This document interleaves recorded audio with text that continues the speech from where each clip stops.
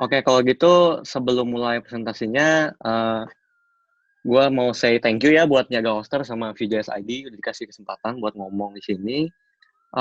Selamat malam semuanya, udah pada makan ya.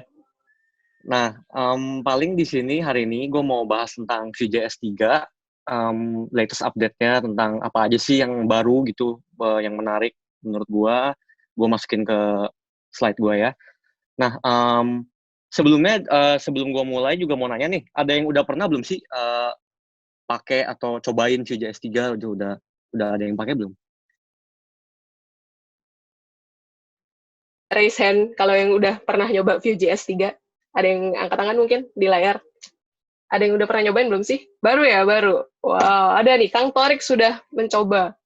Udah Ternyata. ya, ada Ya, yang udah, ada ada yang yang belum ya. mencoba. Nah, semoga Hmm. kalau yang belum pernah, semoga slide ini, presentasi ini bisa kasih info ya, lebih lanjutnya lagi. Nah, uh, gue juga mau perkenalin diri dulu. Buat yang belum tahu, nama gue Billy Purnama, currently work di Dana Indonesia. Ada yang pakai Dana ya. Nah, Dana Indonesia sebagai Associate Software Development Engineer. Atau biasanya di sini gue sebagai front end sih di Dana, front end web gitu. Nah, buat yang mau kontak gue bisa dicatat email gue, bisa kontak gue di billy.purnama@dana.id atau email pribadi gue billypurnama007@gmail.com. Nah, paling next slide. Nah, buat outline-nya, gue bakal bawain benefits apa aja sih keuntungan kita kalau pakai VJS 3 gitu ya. Terus ada new features yang ada di VJS 3. Sebentar ya.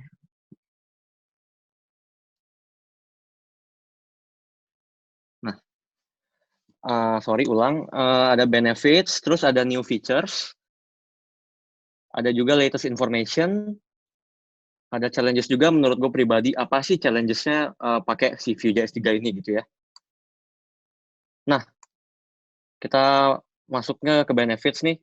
Nah, benefits si VJS 3 ini dia tuh smaller tapi faster. Nah, itu gimana tuh ya? Jadi keren. Dia tuh size-nya lebih kecil, tapi dia lebih cepat secara performance-nya dibandingin Vue.js 2 itu. Nah, kalau misalkan gue lihat dari si konferensi Laracon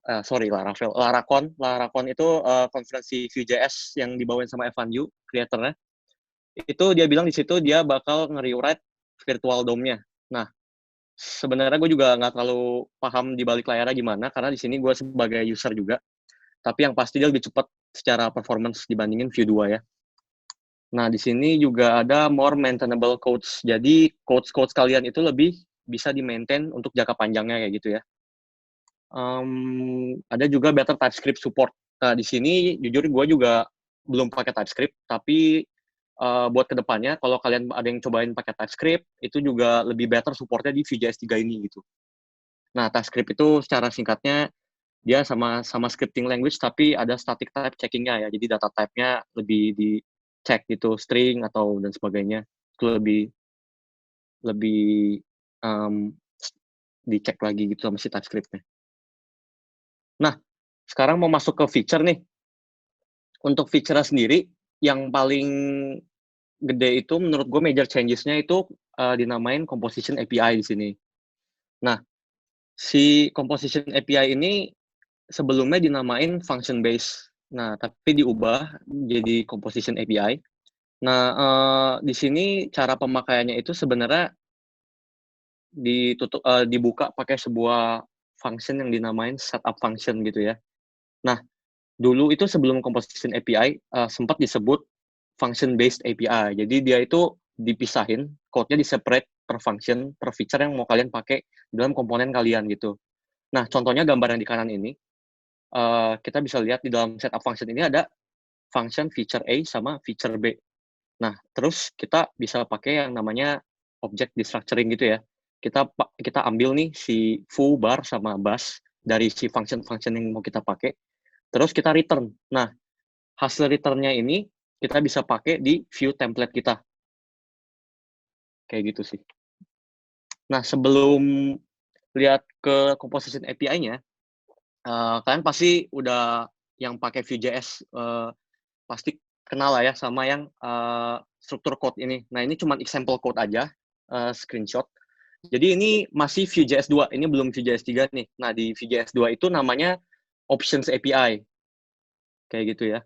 Nah, si Options API ini ada banyak ya options-nya. Kalian bisa pakai data, methods, computed, ada juga Vue.js lifecycle-nya ya, kayak mounted, before mount, created, kayak gitu-gitu. Nah, di sini gue cuma mau kasih sampel aja, sampel code. Di sini kita punya yang gue highlight kuning. Nah, di sini ceritanya, di dalam komponen ini kita punya fitur namanya buat nge-search produk kayak gitu. Di dalam metode kita punya run product search, di datanya juga kita bisa punya product search ya, query-nya sama results-nya. Ini cuma contoh aja. Nah, semakin gedenya aplikasi kalian, tentu aja kan fiturnya makin banyak ya. Kedepannya mungkin aja bisa kayak di screenshot di kanan ini. Bisa aja selain punya kapabilitas buat search produk, bisa juga punya sorting produknya gitu ya.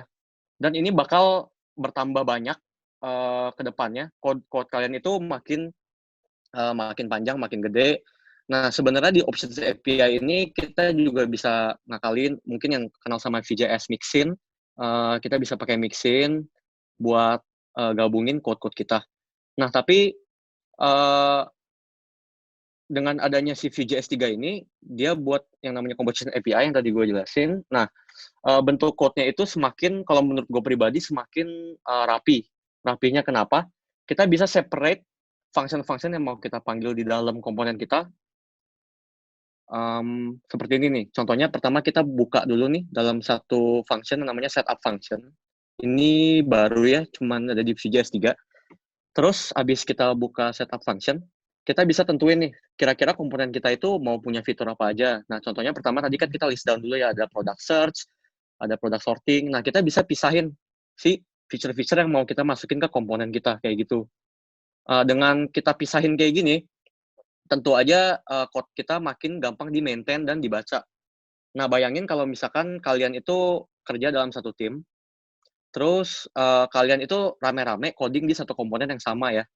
Nah, kalau misalkan kalian baru banget coding di situ dan kalian masih buka code itu, kalian masih ingat kan itu code tuh tentang apa, tapi kalau misalkan yang coding udah rame-rame dan itu buat kedepannya, buat di-maintain-nya, kalau misalkan kita code-nya scatter kayak tadi, kayak yang Vue.js 2 tadi, slide tadi, itu bisa nyusahin diri sendiri gitu ya, buat aplikasinya juga semakin sulit dibaca. Nah, dengan kita bisa pisahin kayak gini, yang di-highlight kuning itu buat search product, yang di-highlight hijau itu buat sorting product. Nah, di sini kita bisa lebih readable, lebih maintainable gitu ya. Jadi kita bisa pisahin code kita. Nah, di sini juga ada gua highlight merah, itu juga sintaks-sintaks baru yang ada di Composition API Vue.js 3. Sebenarnya sintaksnya ada banyak, cuman di sini gue cuman jelasin aja secara singkat. Jadi kita bisa import reaktif sama computed. Nah, kalau computed itu sama kayak computed property-nya Vue.js 2 gitu ya. Cuman di sini kita import, kita bisa pakai juga. Nah, di sini si reaktifnya itu sendiri maksudnya apa? Maksudnya reaktif itu sesuai namanya reaktif. Jadi kita bisa akses objek itu dari mana aja, kita bisa ubah value-nya di mana aja gitu. Jadi lebih dibuat enak lah buat pemakaiannya menurut gue pribadi. Dan akhirnya si objek ini kayak product search, search result, result sorting, sorted result yang gue highlight hijau, itu bisa kita return dari si setup function-nya dan kita pakai di view template-nya. Nah, kayak gitu sih kurang lebih buat Vue 3 Composition API. Kita juga bisa buat dia lebih simple lagi. Contohnya kayak gimana? Contohnya si gambar yang di kiri, si function run product search tadi, kita pisahin lagi dia di satu file baru. Nah, kalau kayak gini lebih rapi juga. Jadi yang di kanan, kalau kalian lihat yang di highlight kuning, itu kita bisa import si function yang tadi kita udah buat di file baru. Nah, dengan kayak gini, kita bisa buat dia lebih modular, lebih rapi, lebih kebaca juga. Jadi kedepannya kalau misalkan, oh gue mau edit function run product search buat nge-search product, kita tinggal cari aja si file run product search tadi, terus kita edit di situ. Jadi code kita lebih modular ya, nggak scattered kayak yang kita pakai Options API, itu kan bisa taruh di satu file doang. Nah, ini kita bisa modular di berbagai file gitu. Nah, dengan kayak gini, dengan yang gue highlight kuning sama hijau, kalau menurut gue pribadi sih lebih kebaca ya code kita. Jadi dalam setup function itu benar-benar feature-feature yang mau kita pakai di komponen kita. Contohnya di sini kita pakai buat nge-search produk sama nge-sorting produknya gitu. Nah, ini menurut gue game changer banget buat si Composition API ini. Karena lebih helpful, lebih gampang dibaca code-nya gitu. Daripada pakai Options API. Oh ya, buat detailnya ini juga udah banyak sih buat tutorial dan penjelasannya di internet. Kalian bisa deeper. Buat sekarang, gue mau jelasin juga yang selanjutnya. Selain ada Composition API itu ada apa lagi sih? Nah, kita juga punya si Vue.js 3 ini sediain fragment. Nah, kalau misalkan di Vue 2 itu, kalau kalian buka buat satu komponen, terus kita buka ya biasanya satu template. Nah, di template-nya itu cuman bisa punya satu parent node ya. Maksudnya gimana? Maksudnya harus dilingkupin pakai satu elemen gitu. Contohnya pakai div, entah itu template. Kalau kalian punya multiple itu harusnya keluar error gitu ya di konsol kalian. Nah, di Vue.js 3 ini udah disupport fragment. Nah, sama kayak React fragment sih sebenarnya. Jadi kita bisa punya multiple parent node di sini. Jadi seperti yang gambar di kanan, gambar di kanannya ini juga punya multiple parent mode ya. Dia bisa punya span sama div dalam satu komponen. Kayak gitu sih. Jadi kita nggak perlu wrap dia di satu template kosong atau div kosong lagi buat punya multiple elemen ya. Kayak gitu sih. Nah, next-nya ada apa lagi? Ini juga menurut gue keren. Ini dinamain teleport komponen dari Vue.js 3. Nah, ini dulunya disebut portal. Ada juga di internet tentang pluginnya Vue 2 Portal. Cuman ini udah disediain sama Vue.js 3, dimasukin ke package-nya, namanya teleport komponen. Dia ganti nama ya dari portal ke teleport. Nah, jadi teleport komponen ini tuh ngapain? Jadi seperti yang di screenshot kanan, misalnya kalian punya div yang ID-nya teleport strip target gitu ya. Terus kalian bisa buat satu komponen namanya teleport. Terus kalian kasih atribut to. Terus kalian kasih CSS selector di situ ya. Mau kelas juga bisa, mau ID. Di sini contohnya pakai ID teleport target. Nah, di dalam teleport komponen ini ada slot. Jadi kalian bisa masukin apa aja di situ, mau komponen kalian, mau div, mau span, mau apapun. Nah, nanti slot yang di dalam komponen teleport ini bakal pindah ke si div yang ID-nya kalian assign gitu. Nah, gunanya buat apa sih ini dipakai buat kapan gunain teleport komponen ini? Kalau gue pribadi, gue nemu best practice-nya itu dipakai buat kalian pakai modal gitu ya. Jadi kalau misalkan kalian punya pop-up atau modal, misalnya kalian klik button terus nanti keluar ada pop-up, nah itu kalian bisa pakai si teleport komponen ini. Nah, biasanya kalau misalkan kalian harus deal with si modal ini kan kalian taruhnya z-index macam kayak gitu-gitu ya. Ini bisa ngebantu nih si teleport komponen. Jadi kalian bisa kasih si modalnya ini langsung muncul di div yang udah kalian atur, mau posisinya dimanapun gitu. Dan kalian bisa taruh ini di mana aja ya, di mana aja, kapan aja gitu. Nanti dia bakal pindah sendiri di teleport, sesuai namanya gitu ya, teleport, pindah gitu. Nah, selain teleport komponen, ada apa lagi? Ada juga yang namanya suspense komponen. Nah, di sini ini juga keren. Sebenarnya semua fiturnya keren sih. Suspense komponen ini buat apa? Jadi, kalau kalian pernah pakai komponen, terus di dalam komponen itu kalian ngelakuin sesuatu yang asinkronus, contohnya dia manggil API ke backend atau manggil data gitu ya, yang dibutuhin waktu buat nge-load. Nah, ini menurut gue kita bisa pakai suspense ini nanti di Vue 3. Gunanya buat apa? Jadi misalnya kalian mau nampilin loading nih sebelum komponen itu ke load atau ke render ya. Nah, ini cocok banget dipakai si suspense ini. Jadi bisa kalian lihat sendiri yang gambar di kiri, itu yang gue highlight kuning, itu kita bisa kasih fallback gitu ya. Nah, si fallback ini bakal jalan waktu si proses asinkronusnya itu jalan juga gitu. Jadi sebelum komponen itu ke-render, kalian bisa tampilin sesuatu. Nah, contohnya mungkin kalian mau tampilin spinner, atau loading, atau animasi apapun yang kalian mau tampilin gitu ya, sebelum komponen itu ke-render. Nanti begitu udah ke-render, dia bakal otomatis si fallback-nya itu udah nggak ditampilin lagi. Jadi kalian bisa tampilin komponen kalian. Nah, contohnya ini gue ngetampilin register form gitu ya. Nah, di sini juga bisa punya multiple view model gitu ya. Jadi kalau misalkan dulu kalian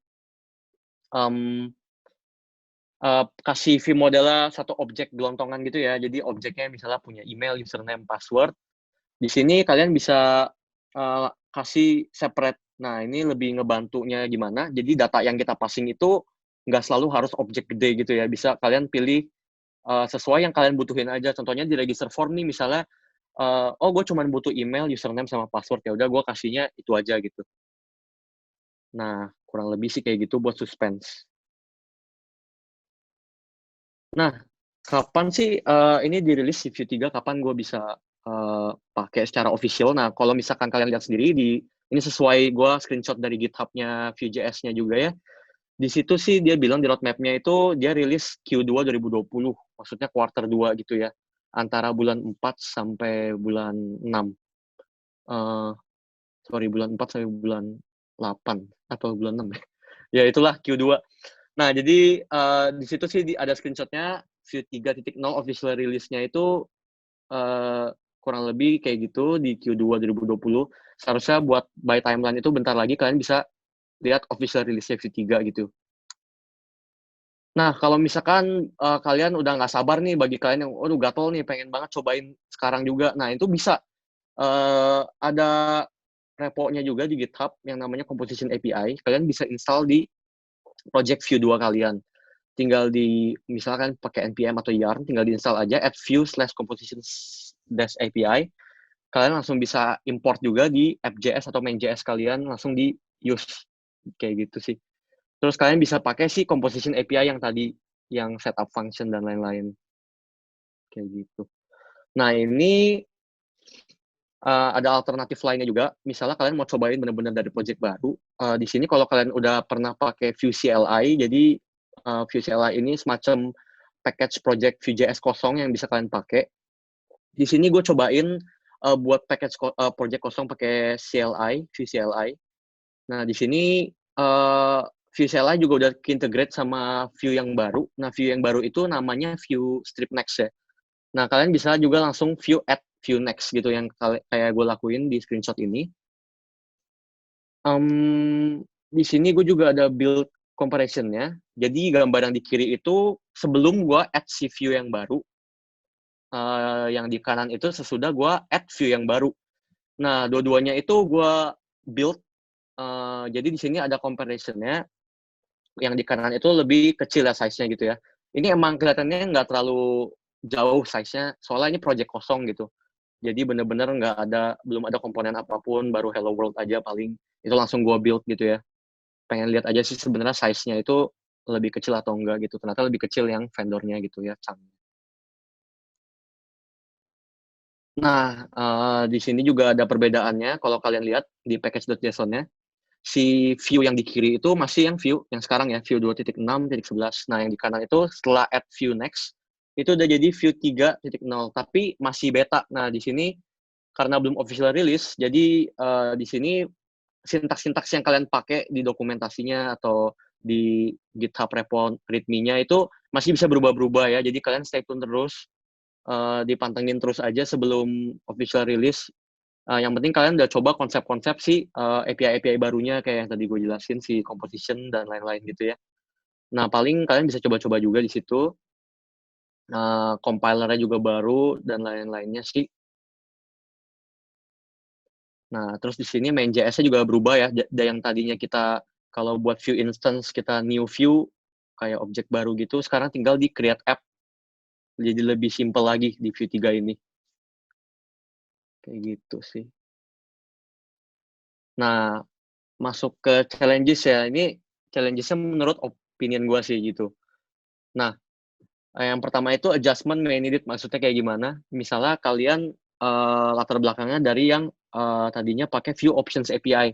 Nah, buat pakai si composition API-nya itu tentu kalian harus adjust lagi ya, disesuaikan lagi kayak dibiasain lagi code structure-nya mungkin berubah, yang tadinya kalian taruh di dalam satu komponen ada banyak feature, sekarang kalian pisahin per function, per feature gitu, terus kalian import sesuai yang kalian mau pakai aja.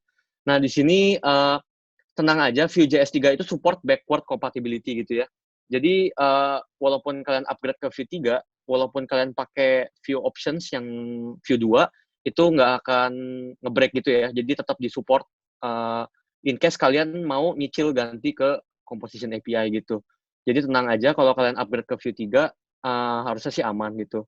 Tetap in track code kalian nggak akan nge-break gitu. Nah, yang kedua, menurut gue, learning curve for first timer ini lumayan tinggi. Lumayan tingginya kenapa? Karena di Vue 3 ini banyak banget pakai sintaks-sintaks JavaScript dan ECMAScript by logic-nya gitu ya. Banyak pakai import-export, terus banyak pakai object destructuring, banyak pakai sintaks-sintaks ECMAScript yang udah baru-baru gitu. Jadi, harus dicoba-coba terus sambil coding, sambil buat aplikasi, biar kalian juga terbiasa sama Vue yang baru gitu sih. Nah, yang terakhir, menurut gue challenges-nya ini, kalian harus coba juga cari best practice-nya, karena ini baru.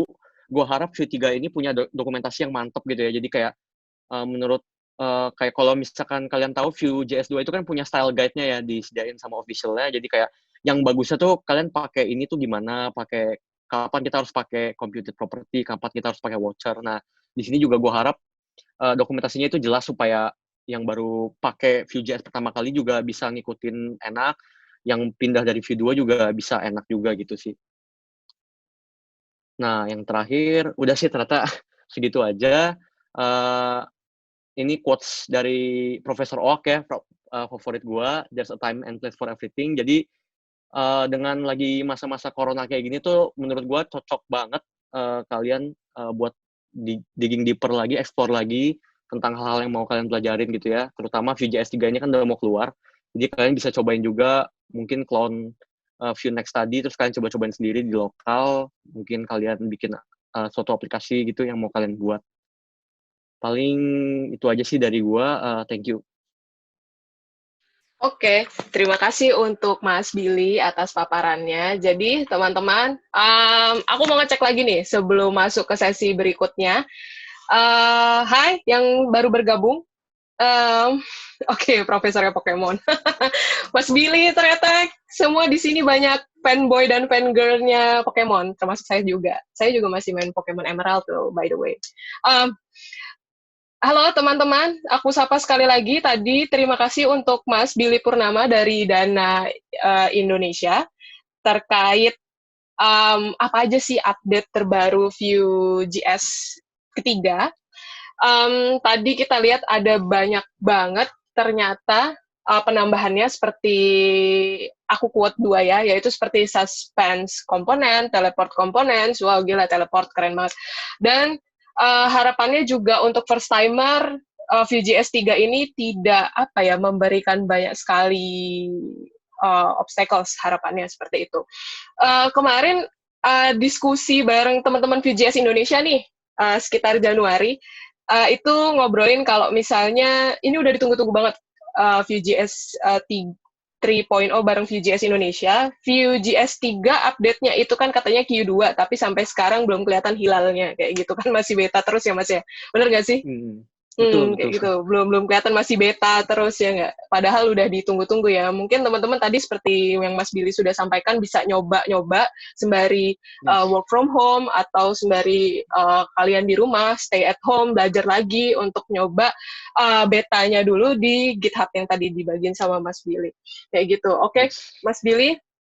Terima kasih untuk sesinya tadi. Aku mau ngecek lagi untuk teman-teman yang baru bergabung. Halo, dari mana aja nih? Bisa nanti type di grup chat biar bisa ngerti ini datang dari mana aja. Kayak gitu. Jadi nggak cuma Jogja aja. Harapannya tadi udah ada dari Sorong, dari Samarinda, Balikpapan. Wow, gila, keren banget. Ada Pekanbaru juga, Bekasi, Medan. Wow, hai Medan, Bali, Makassar. Hai semua. Wow, gila. Oke. Sebelum masuk ke sesi selanjutnya bareng pembicara kedua kita yang nggak kalah kece dari Mas Billy, yaitu ada Mas Sunu Pinastika, teman-teman. Mas Sunu Pinastika ini adalah seorang front-end engineer juga, dulu pernah bergabung di Kiskas sebagai lead front-end engineer, lalu sekarang sudah membuat sebuah kingdomnya sendiri atau kerajaannya sendiri bernama Isuk Studio. Isuk itu artinya pagi kalau nggak salah bahasa Jawa ya, kayak gitu. Isuk Studio bersama Mas Sunu Pinastika. Apakah Mas Sunu sudah bergabung? Hai Mas Sunu. Mas Sunu, halo. Halo. Halo, hai Mas Sunu. Mas Sunu, mungkin kenalan dulu kali ya Mas ya sebelum masuk ke sesi Mas Sunu, kayak gitu. Oke, boleh. Kenalan dulu. Kenalan? Apa saya? Boleh dari Mas Sunu, bisa cerita dulu mungkin Mas Sunu ini sudah pernah mencoba proyek apa saja dengan Vue.js sebelum akhirnya nanti masuk ke materi ini, Mas. Oke, terima kasih waktunya Mbak Tina. Ya. Halo semuanya. Halo. Ya. Dan saya harapannya sih semua bisa belajar hal-hal baru di sini. Oke, kenalkan saya Sunu. Saya front end sekaligus desainer campuran sih. Jadi untuk sekarang saya kerja di perusahaan saya sendiri, perusahaan masih kecil. Wow. Kita ya modal nekat. Saya dulu keluar dari Kiskas terus langsung bikin aja. Entah dapat duit apa enggak, tapi alhamdulillah ya jalan lah bisa untuk hidup. Nah, oke. Terus masalah untuk Vue hampir sekarang jadi klien dari Isuk itu termasuk Kiskas, terus ada juga Certiva, ada juga Neurabot, ada juga Titik Beliin. Itu hampir semua project dari mereka itu saya eksekusi pakai Vue sih. Nggak ada yang lain, kecuali landing page. Saya nggak mau pakai Vue kalau landing page. Oke, ya dalam artian ketika landing page pun saya pakai jQuery. Jadi tenang aja penggemar jQuery, saya tidak benci jQuery. Wah, sudah ada pertarungan platform ini, waduh. Kita nih harapannya mau membuka cakrawala nih, Mas. Gitu. Oke. Jadi,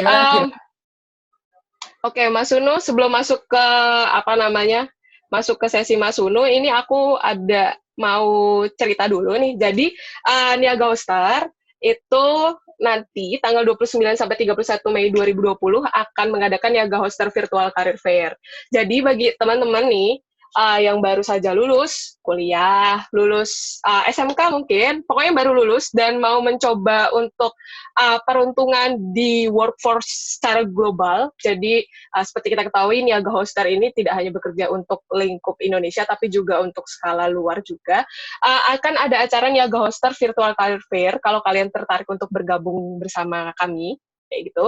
Itu nanti rangkaian acaranya akan ada banyak sekali selain untuk rekrutmen secara online, kayak gitu. Jadi ya karena keadaan belakangan ini COVID-19 dan lain-lain, tapi kita berusaha untuk supaya memfasilitasi teman-teman yang ingin bergabung bersama tim Niaga Hoster lewat Niaga Hoster Virtual Career Fair. Ada apa aja sih di sana? Pertama itu ada Career Talk. Jadi nanti sebelum kalian bergabung dan mulai ikut proses rekrutmen, nanti kalian bisa gabung untuk Career Talk dengan tema The Art of Managing Emotions. Jadi nanti di situ kita akan bicara mengenai seluk-beluk bagaimana sih caranya mengelola emosi kita ketika kita berhadapan dengan klien, seperti itu. Jadi kan memang itu salah satu topik yang sangat prone ya, terutama untuk kita nih yang sering banget ketemu sama klien. Secara bisa dibilang face to face dan tanda kutip karena sekarang lagi serba online, mungkin face to face-nya bisa lewat komputer, tapi tetap aja kita tetap memanage emosi kita ketika berhadapan dengan mereka. Lalu ada career counseling yang nanti secara personal dibuka untuk 30 pendaftar pertama tanggal 29 Mei 2020. Nah, untuk info lebih lanjut, teman-teman silakan pantengin terus semua kanal informasi Niaga Hoster, baik di @niagahoster.id untuk Instagram, maupun Instagram satunya lagi, Insight Niaga Hoster. Jadi kalau untuk teman-teman yang ingin bergabung di Niaga Hoster, bisa silakan langsung klik @Insight Niaga Hoster. Jadi kalian bisa tahu apa aja sih yang terjadi di dalamnya Ghoster, terutama untuk para pekerja yang kayak gitu. Lalu yang satu lagi adalah ini yang ditunggu-tunggu mungkin. Kita membuka lowongan untuk teman-teman front-end developer. Jadi bisa dilihat di sana ada link aplikasinya bagi teman-teman nih yang sudah bergabung di sini, partisipan yang tertarik untuk bergabung menjadi bagiannya Ghoster tadi. Khusus untuk yang front-end developer sesuai dengan tema kali ini dengan requirement yaitu memiliki pengetahuan dan pengalaman dengan Vue.js ecosystem, lalu SEO principle juga, dan siap bekerja pastinya dengan tim UI dan UX kayak gitu. Itu sih. Jadi kalau mau lebih lanjut, ketahui lebih lanjut, silakan buka website kami di www.niagahoster.co.id. Dicari di laman karir kita, di situ nanti akan ada langsung petunjuknya kayak gitu. Oh ya, bagi teman-teman yang baru bergabung, judul kali ini untuk Devcation 5.0 adalah Vue.js dan kenapa kita harus menggunakan Progressive Framework ini untuk membangun sebuah user interface yang baik. Ini adalah hasil kerjasama dengan komunitas Vue.js Indonesia. Beri tepuk tangan dulu untuk Vue.js Indonesia. Terima kasih sebelumnya. Silakan langsung saja masuk untuk Mas Sunu. Mas Sunu kali ini akan membawakan materi terkait Vue JavaScript Best Practice. Silakan untuk Mas Yunu, waktunya. Oke, terima kasih Mbak. Sama-sama. Kalau front end-nya nggak nemu, bisa outsource ke Isuk Studio. Boleh, Mas. Boleh.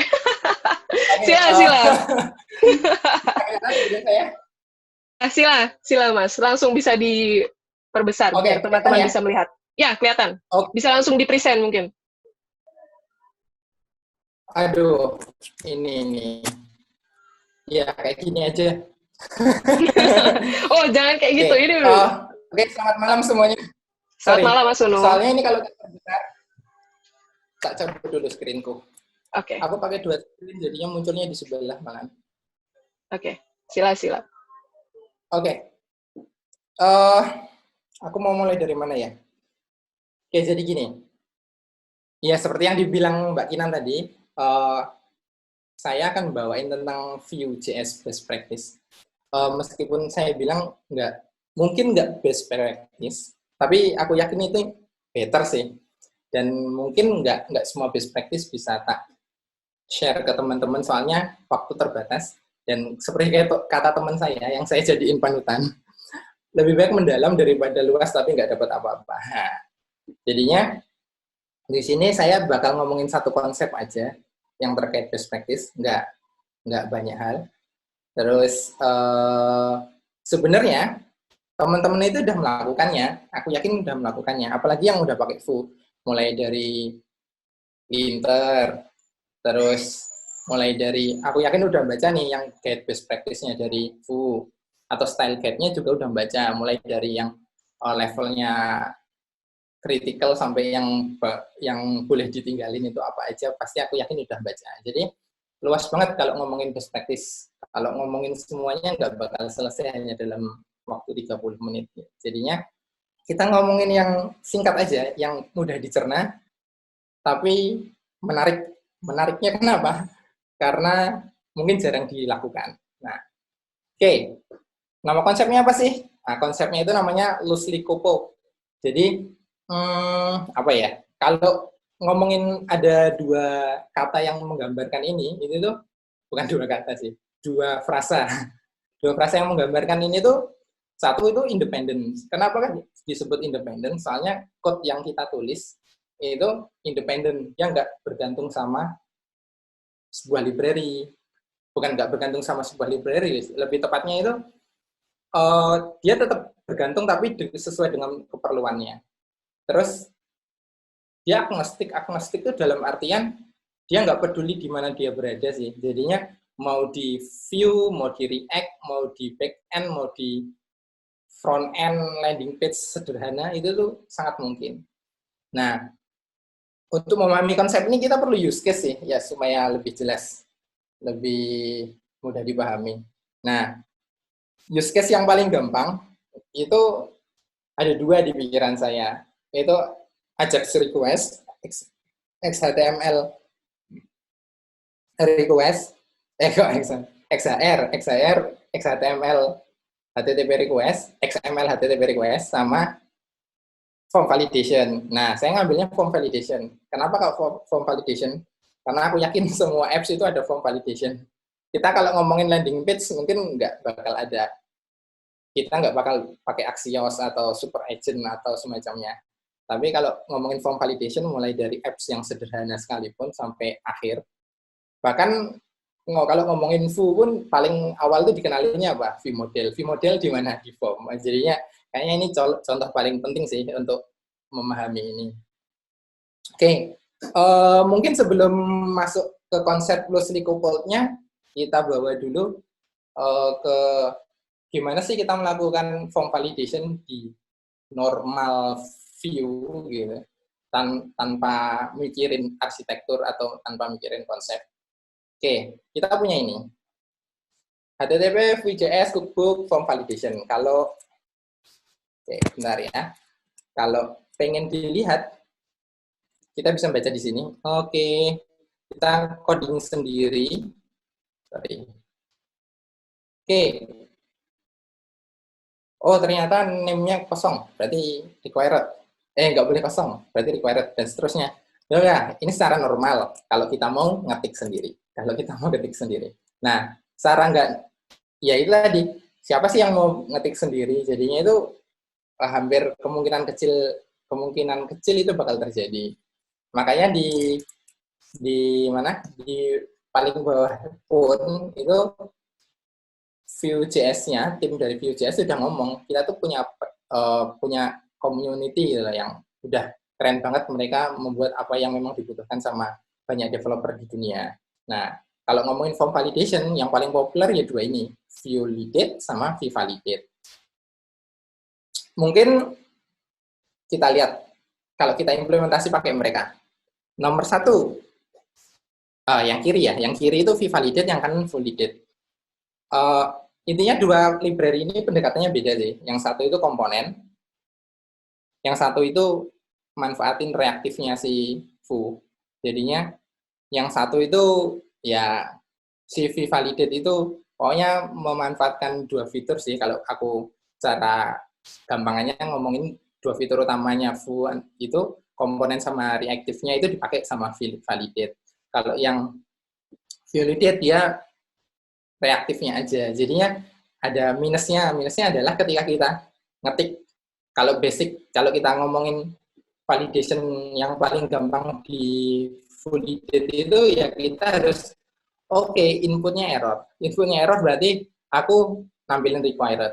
Invalid email format nampilin invalid. Jadi banyak banget yang harus kita harus kita perbaiki gitu. Harus kita perbaiki. Kita tulis validasinya. Kita bisa menyederhanakan ini sih pakai misalkan bikin komponen baru atau bikin suatu file terpisah untuk nge-wrap ini supaya nulisnya jadi gampang dan nulis validasinya itu mudah. Nah, terus yang kedua, aku sukanya Validate meskipun kita nulisnya error itu sukar, maksudnya dalam artian ribet. Itu saya suka bentuknya ini validation-nya. Hai Mas Sunu. Mas Sunu, mungkin slide-nya bisa diperbesar kali Mas, soalnya nggak kelihatan nih. Ada dua kan. Yang itu sebabnya aku tadi bentuk.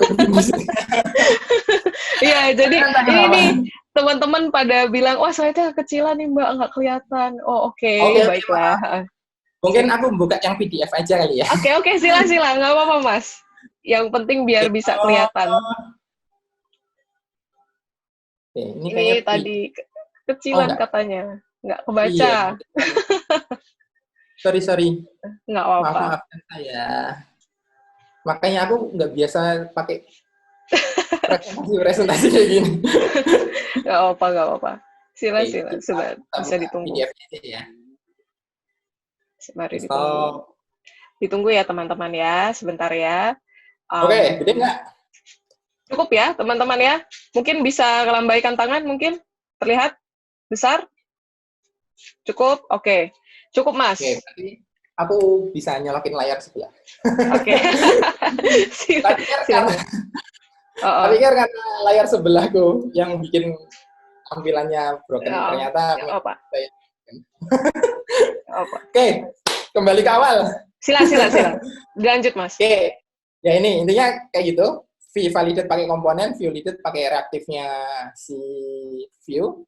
Terus sayangnya di V-validate itu bukan sayangnya sih, dua sisi sih ini. Kita harus mikirin ini sih, harus import sendiri rule-nya. Jadinya buat teman-teman yang males nulis ini, apalagi nanti rule-nya banyak banget, mungkin sedikit kewalahan. Tapi itu keuntungan juga karena bikin size kecil. Di lain sisi, validate semuanya udah include, termasuk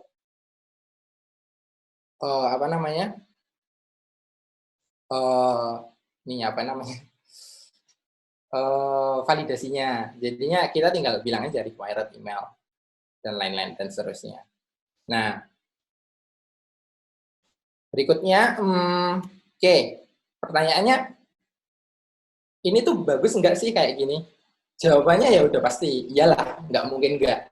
Soalnya mau gimana pun ini tuh nge-save banyak waktu teman-teman.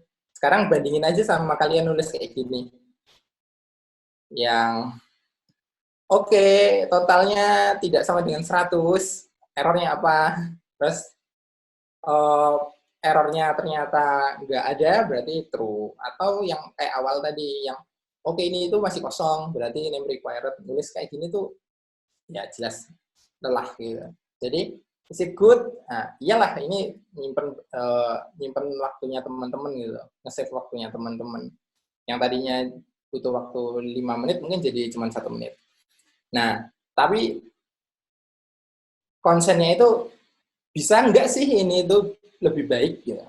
Nah, saya jawabnya sih jelas bisa, nggak mungkin nggak gitu. Jadi apa sih yang bisa kita lakukan untuk bikin validasi ini lebih baik? Nah, disinilah loosely coupled-nya itu masuk. Jadi, karena kita konsep loosely coupled itu tuh kuncinya itu 2 frase tadi, independent sama agnostic. Itu, oke, sebelum masuk situ mungkin, apa sih problemnya dari yang mereka, yang sebelumnya tadi kok bisa disebut kita bisa melakukan lebih baik? Nah, karena itu tuh tightly coupled, gitu. Jadinya itu terikat banget sama si foo.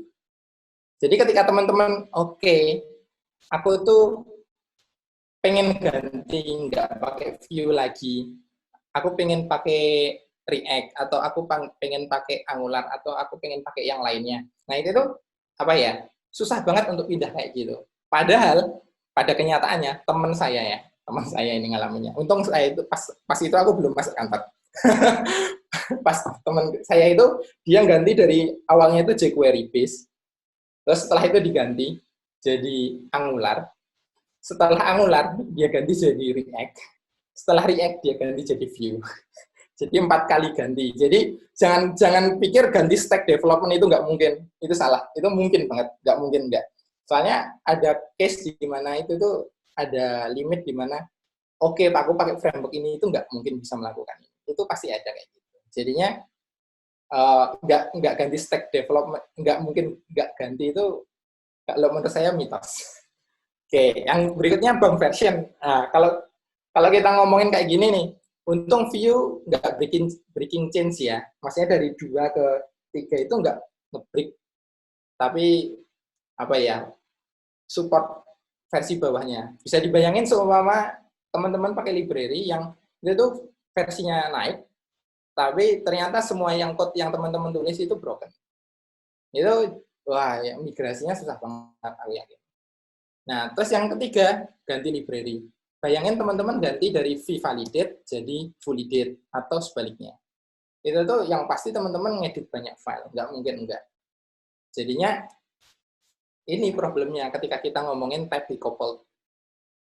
Nah, makanya, karena kita ngomongin independent sama framework agnostic, itu vanilla JavaScript itu solusi. Dalam artian solusi untuk semua framework. Tapi karena kita lagi ngomongin Vue ya, ini solusi untuk Vue. jangan dibawa ke framework yang lain dulu, library yang lain dulu. Oke, maksudnya gimana? Apakah kita nulis sendiri dari awal library-nya, atau oke, kita pakai yang ini tadi, tapi kita nulis dari awal terus kita reuse? Enggak juga. Oke, jadi kita punya ini. Ini apa sih validator JS? validator JS itu sebuah library validasi yang jelas, library validasi. Dia inspired by Laravel framework. Aku pakai ini dulu pas ngambil penelitian sih. Jadi pas aku tesis, saya generate test case gitu. Jadi ada sebuah form, aku harus generate test case. Untuk form itu yang possible untuk nge-break form itu. Nah, itu aku pakai ini untuk ngecek message yang mungkin terjadi. Nah, makanya karena dari itu aku sering banget kebawa ke sini. Jadi alasannya karena suka. Apalagi saya lebih suka, bukan suka sih, aku lebih familiar sama PHP atau Ruby dibandingkan yang lain. Jadinya ketika ini based on Laravel framework itu oke, aku cocok nih sama ini. Nah, gimana sih ngimplementasiin ini ke Vue? Nah, kita di sini punya 3 hal. Kurang gede nggak ya? Oke. Mungkin agak di zoom lagi kali ya Mas ya, biar kelihatan per per Windows ya. Oke. Di sini kita bikin 3 hal sih, karena saya pakainya single file komponen. Yang pertama saya butuh view, yang kedua saya butuh script, yang ketiga butuh CSS. Tapi CSS-nya dilupakan, itu nggak penting. Penting sih, penting nggak penting. Nah, yang pertama template-nya. Template-nya ya seperti yang kita tahu kalau SFC itu ya gimana bentuknya. Ya kayak gini, cuman gini, terus script-nya kayak gini. Nah, yang paling penting adalah ini yang teman-teman harus lebih kasih fokus di sini sih. Jadi kita tuh buat wrapper. Tujuannya wrapper ini sih sebenarnya kita pakai validator JS tanpa wrapper pun bisa. Tapi karena tujuan kita adalah reusable dan ini tuh bisa dipakai di tempat lain, kita mau nggak mau pakai wrapper. Tujuannya wrapper ini itu supaya apa ya? Mensimplify sih yang jelas, simplify dari validator JS supaya aku tuh tahu ini is valid, ini enggak, errornya dapatnya gimana. Soalnya kalau kita pakai apa ya namanya ya, bawaannya yang include di validator JS itu agak panjang. Nah, makanya saya bikin wrapper di sini. Oke, aku bilang validation new validator. Ya ini untuk initiate kelasnya. Terus aku ganti di sini is valid itu spesifikasinya kalau di validator JS itu harus ketika kita mengakses validation.pass itu return-nya true. Aku di sini nyimpan itu di is valid. Terus kalau error, aku pengen nge-get errornya semua karena semuanya perlu aku akses. Nah, terus yang berikutnya aku bikin sebuah function yang itu tuh gimana sih ngecek bahwa input itu error. Terus yang terakhir saya cara nge-get errors. Nah, semuanya aku return. Ini kalau teman-teman biasa pakai ya bikin apa ya? Ya OOP-nan, OOP bohongan di JavaScript ya kayak gini lah. Function yang return-nya objek. Dan di dalamnya ada function, ada variabel bla bla bla. Banyak. Nah, aku bilang kalau is valid ya udah return aja ini validation object. Is valid input error, get errors. Terus kalau yang kedua, oke, ternyata dia nggak valid. Oh, kalau nggak valid, aku harus nambahin nih errornya apa. Oke, aku assign baru objek baru error, baru aku return. Nah, dari situ aku bisa manggil di scriptku.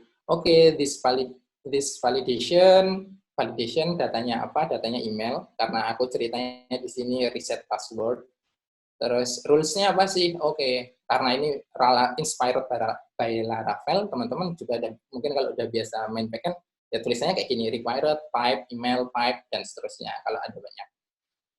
Is validation, oke, kalau is valid gimana? Ya udah, do something. Kalau enggak is valid, ya do nothing juga. Atau kasih error. Nah, di sini aku pakai yang input error tadi. Ya udah, intinya ini aku ngasih kelas kalau kayak gini. Kalau punya error dan validation-nya itu ke initiate dan error kita ngecek errornya ada nggak sih? Ya udah ditampilin aja. Nanti kalau semua ini nggak ada juga kosong kok, jadinya aman-aman aja. Yang penting validation-nya udah ke initiate. Nah, itu seperti ini. Aduh, sorry.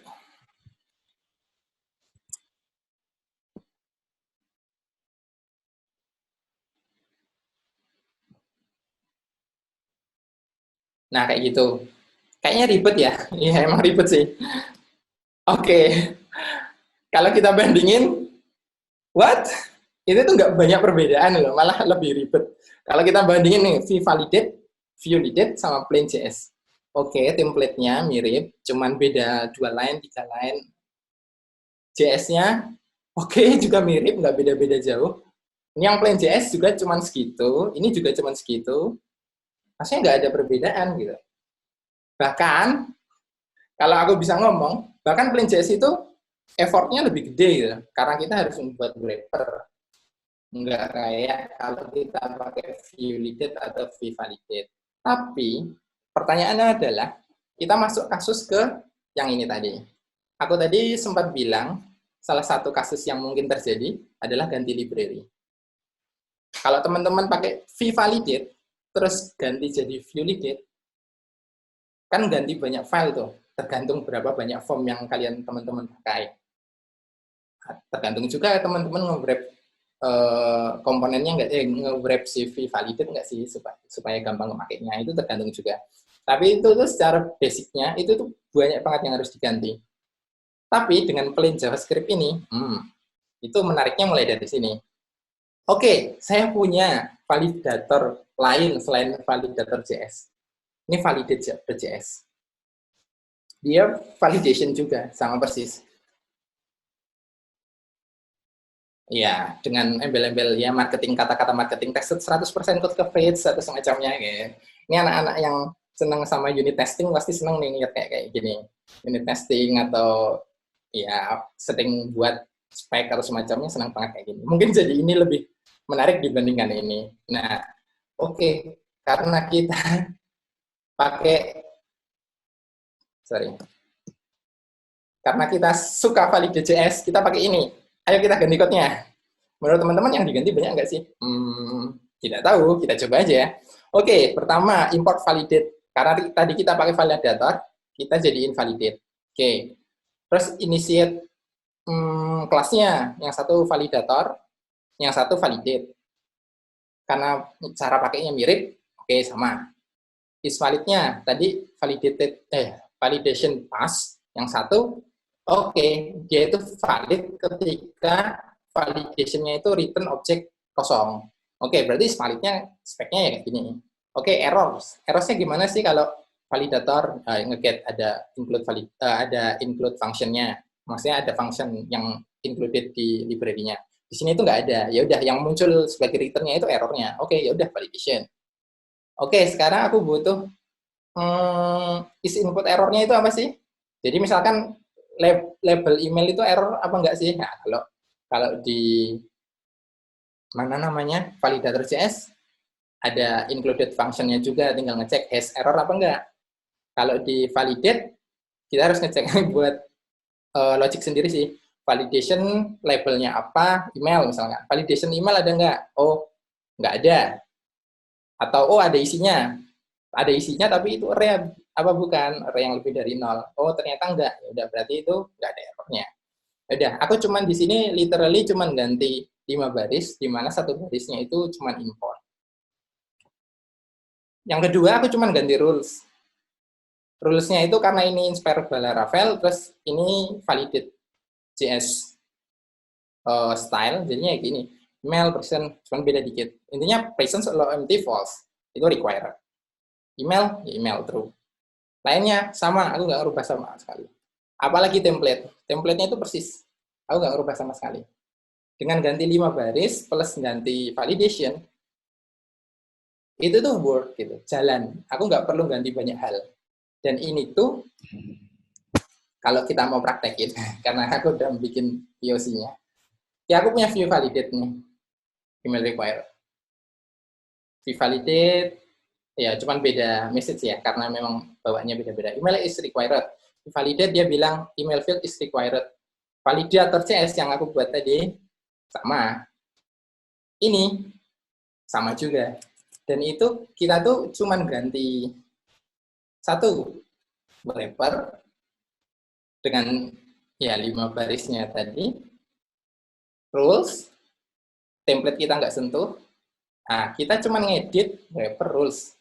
Nggak nyentuh nomor it's work. Nah, sekarang bayangin kalau teman-teman ganti view validate to full validate atau sebaliknya, ya kamu bisa bayangin sih seberapa banyak yang kamu harus ganti.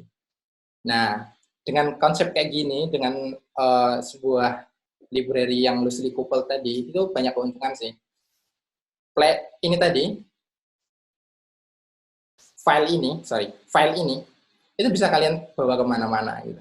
Bawa kemana-mananya kemana? Ya bisa ke landing page, misalnya contact page. Bisa ke another view version. Kalau aku sih ngelihatnya ke composition API malah cocok kayaknya ya. Maksudnya, soalnya example-nya di composition API itu ya kayak gitu. Sebuah function yang return object. Dan kita bisa inject itu ke dalam view sih. Jadinya aku merasa possibility ke view version, another view version itu besar banget. Atau teman-teman yang nggak sedang pakai view bisa membuat ini itu dibawa ke React gitu.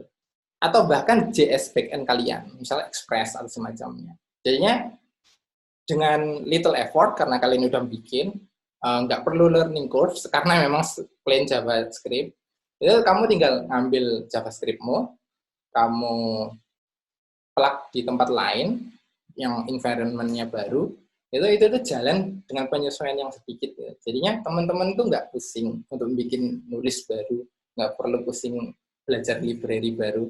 Jadi ya keuntungannya ya yang paling kerasa sih kayak gitu. Terus yang kedua, plain JS itu lebih gampang dites. Kalau teman-teman suka unit testing atau testing yang lain, ya karena kita ngomongin function ya, pasti unit testing. Itu tuh gampang banget ngetes plain JS gitu. Dibandingin kalian ngetes method atau ngetes computed atau ngetes apapun yang teman-teman tulis di view, itu aku yakin gampangan ngetes ini. Nggak perlu dependency injection, nggak perlu framework yang wah jelimet-jelimet. Kalian tinggal pakai Mocha, tinggal define, tinggal assert, equal, assert apa namanya greater than, udah selesai gitu, nggak perlu pusing-pusing. Jadi keuntungan paling terasa sih ini. Jadinya teman-teman bisa sombong kayak validate ini. It is unit tested 100% code coverage. Nah, itu bagi siapa ya namanya? HRD mungkin ini developernya pede banget nih, keren nih kayaknya. Semacamnya kayak gitu. Nah, sayangnya kita punya drawback sih yang pasti. Buat kayak gini itu banyak hal yang harus dipikirkan. Maksudku mengeneralkan return value dari validate.js sama validator.js itu nggak sesimpel kita coba. Iya kalau ini kan gampang karena memang tipenya sama. Sekarang pertanyaannya gimana teman-teman generalkan antara super agent sama Axios atau sama Ajax library yang lainnya gitu.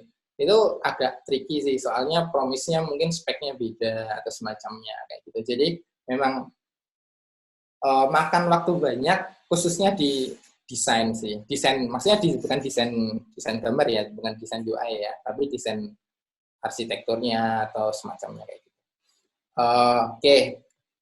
Selalu ada kemungkinan effortnya itu bakal lebih tinggi, jadinya bakal banyak banget yang harus dirubah. Itu ada kemungkinan kayak gitu sih tetap. Tapi kalau itu bisa berhasil diatasi ya kayak tadi, kamu cuma ganti dikit ya bisa pindah ke tempat lain. Implementasi lebih lanjut ya seperti yang Mbak bilang tadi, HTTP request pastinya, XML HTTP request, terus utility function. Misalkan teman-teman kalau nge-get dari API pasti diformat dulu. Misalkan pengen ganti key-nya atau pengen hilangin key-nya atau semacamnya kayak gitu, sangat mungkin pakai ini. Jadinya ya bisa tinggal dibawa aja. People itu modelnya kayak apa sih? Modelnya itu people itu yang dibutuhin front end-nya cuma nama, ID, email. Yang lainnya nggak perlu. Ya udah, diformat dulu. Nanti kalau teman-teman nemu case yang lain, tinggal bawa people model tadi ke tempat yang baru, itu udah nyaman banget. Last note. Ini terakhir. Jadi ketika kita ngomongin best practice, itu bukan berarti code-nya harus bagus, kalau definisi saya ya. Jadi itu best practice di dunia nyata itu kompromi antara bisnis sama development. Jadinya itu kita bisa mengkompromikan waktu sama code kita dengan baik, in time, kita delivernya in time dengan arsitektur, dengan struktur yang bagus, itu best practice ya. Tapi meskipun code-nya nggak scalable 100% gitu, nggak masalah. Soalnya bagaimanapun code yang reusable, scalable 100% tapi nggak pernah deliver, itu menurutku bukan best practice. Atau deliver juga, maksudnya code-nya bisa di-deliver dengan bagus, tapi isinya semuanya patch, hotfix, monkey patch, dan lain sebagainya. Itu juga bukan best practice. Jadi menurutku best practice sih, yaitu ketika kita bisa mempromikan keduanya. Jadi kalau makan waktu jangan dipikirkan itu. Cari solusi lain yang lebih bisa menghemat waktu. Oke, itu yang terakhir. Kalau teman-teman pengen ngecek gimana sih code-nya, teman-teman bisa ngecek di sini. Sorry, aku copy-in deh di chat-nya. Biar. Bisa dari situ, atau mungkin mau kolaborasi sama saya, atau sama Isuk, atau ya akan pesen sesuatu, atau pengen magang juga, it's okay. Nanti kalau misalkan ada waktu yang cocok, ya no problem. Mungkin itu aja, Mbak Kinan. Kalau ada tambahan atau pertanyaan, monggo. Terima kasih. Boleh. Oke, terima kasih Mas Uno. Wow, materinya enlightening banget buat kita semua, yang terutama untuk teman-teman yang masih baru, untuk masih awam terutama soal Vue.js. Itu sudah dikasih tahu dari awal sampai akhir gimana jatuh bangunnya, mencoba best practice-nya, mencoba apa aja yang udah dilewati sama Mas Uno terkait Vue.js ini. Gila, ternyata kulihat-lihat ini banyak jatuhnya ya Mas ya. Jatuh bangunnya banyak sekali ya untuk mencoba si Plain.js ini tadi ya. Dari Ya, kalau aku sendiri sih alhamdulillahnya. Jadi di Kiskas dulu ada satu orang, dia itu ya aku bisa sebut sebagai orang yang jiwa arsitektur dalam code-nya itu di atas mayoritas orang, mungkin nggak cuma di kantor tapi di Indonesia mungkin. Jadinya banyak ambil pelajaran dari situ sih. Jadi ya mungkin kayak gini juga dari beliau juga, maksudnya ya sekarang dia kerja dulu dari Kiskas keluar, terus akhirnya diakuisisi sama Gojek, akhirnya di Gojek sekarang. Teman-teman, gila. Yang mau mendalami front end bisa langsung ngobrol sama Mas Sunu. Tadi sudah dibagi repositorinya di GitHub. Bisa langsung di-follow. Mas, udah ada yang langsung follow nih. Gila, luar biasa banget. Oh, jadi follow, rata update ya? Sudah ada langsung yang follow untuk repositorinya di GitHub. Oke, teman-teman. Dari Mas Sunu, terima kasih untuk materinya. Enlightening banget. Tadi ulang sekali lagi karena aku udah, banget, luar biasa awesome. Jadi kita akan beralih ke sesi tanya-jawab, kurang lebih selama 30 menit. Untuk teman-teman, tadi sudah ada formatnya, yaitu untuk bertanya bisa nanti kalian kedua pembicara kita, baik tadi Mas Billy Purnama dengan materinya mengenai Let's Update-nya Vue.js 3, lalu dengan Mas Sunu yang tadi sudah berbicara soal best practice-nya jatuh bangunnya Mas Sunu selama bermain dengan framework Vue.js seperti itu. Nah, jadi teman-teman bisa ada dua cara untuk bergabung. Pertama adalah raise hands, jadi nanti kalian langsung berinteraksi, atau kalau misalnya kalian malu nih untuk ngomong langsung, itu bisa lewat format nama, lalu pekerjaan kalian, lalu untuk speaker siapa, ditujukan pertanyaannya, setelah itu pertanyaannya, kayak gitu. Mungkin sebentar, ini udah ada pertanyaan nih yang masuk. Jadi sekali lagi aku mau mengucapkan terima kasih untuk teman-teman yang sudah hadir seluruh Indonesia nih, gila luar biasa, tepuk tangan. Acara ini tidak akan bisa terselenggara Devcation 5.0 tanpa kolaborasi dari komunitas Vue.js Indonesia. Sekali lagi tepuk tangan untuk teman-teman Vue.js Indonesia yang sudah bersedia untuk berkolaborasi lewat acara ini. Jadi oke. Ini sudah ada yang raise hand, Mas Brian Haryanja. Bentar. Mas Brian, gimana tadi ini? Wow, dia menghilang. Oke, aku Ini ada pertanyaan tadi untuk Mas Billy dari Ridwan. Oke, Mas Billy. Ya. Halo? Halo? Mas Ya, Billy, halo. ini ada pertanyaan dari teman mahasiswa kita namanya Ridwan. Jadi dia menemukan satu permasalahan, kurang lebih seperti ini pertanyaannya. Salah satu masalah yang saya temui ketika menggunakan Vue.js dan Vuex adalah null pointer exception ketika compute data dari state. Apakah di Vue.js 3 ada cara untuk menanggulanginya? Silakan untuk Mas Billy, bisa dielaborasi. Null pointer exception ya. Jadi sebenarnya emang kalau menurut saya pribadi, null pointer exception itu sering kali terjadi ya. Tapi buat cara menanggulanginya sendiri, sebenarnya tipsnya itu ya mungkin kalau dari gua always use default value sih. Jadi selalu kasih penjagaan tentang data itu, entah dikasih default value untuk handle ketika data itu keluar outputnya itu nggak sesuai sama yang kita mau, selalu ngerujuk ke default value itu sendiri gitu sih. Soalnya kalau misalkan tadi nggak sempat masukin ke materi juga, tapi Vuex-nya itu dengar-dengar juga bakal update gitu. Cuman emang nggak berhubungan aja sih sama yang materinya tadi. Jadi ya paling sarannya sih always use default value aja sih, karena itu general juga sih menurut saya gitu. Apakah menjawab? Bagaimana? Cukup ya untuk Ridwan, semoga pertanyaannya bisa terjawab. Selanjutnya untuk Mas Unu. Mas Unu, apakah masih ada di tempat? Halo? Masih. Mas Unu, ada pertanyaan nih untuk Mas Unu. Dari Gregorius Albert, mahasiswa. Mas Unu, dia mau bertanya seperti ini. Bagaimana sih Vue.js hybrid dengan Laravel? Apakah ideal? Seperti jika ingin membuat end-to-end system, seperti itu pertanyaan untuk Mas Unu. Oke, aku mau jawabnya gimana ya? Mungkin ini cocoknya kalau dia ngangkat tangan sebenarnya. Oke.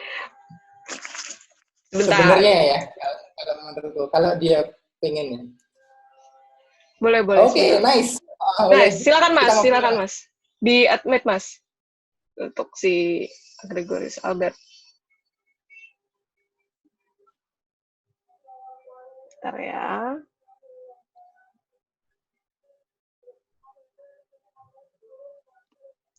Gregorius Albert. Silakan. Ya, silakan Mas. Mas Albert. Halo, jadi saya punya pertanyaan. Jadi saya ada project untuk membuat content management system sebuah website. Jadi pengen bikin kayak WordPress gitu. Jadi backbone saya itu pakai Laravel untuk backend-nya, tapi saya pengen pakai Vue.js untuk di front end. Nah, kalau misalnya saya pakai Laravel, apakah itu ideal untuk pakai Vue? Apakah integration-nya itu lebih enak pakai React misalnya?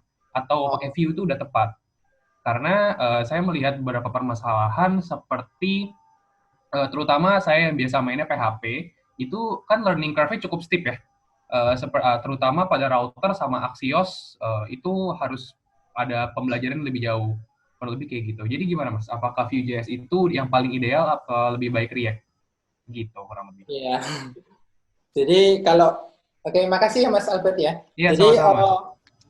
Kalau setahu saya itu kalau bisa disuruh nyebutkan duo developer yang ikonik di dunia development, itu salah satunya Vue.js sama Laravel sebenarnya.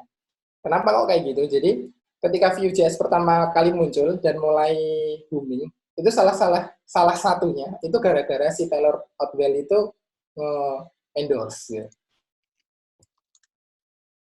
Jadi semenjak itu terus booming Vue, terus bahkan kalau Mas Albert pakai Laravel, itu Vue itu udah included di Laravelnya, tinggal pakai gitu. Setahu saya kayak gitu.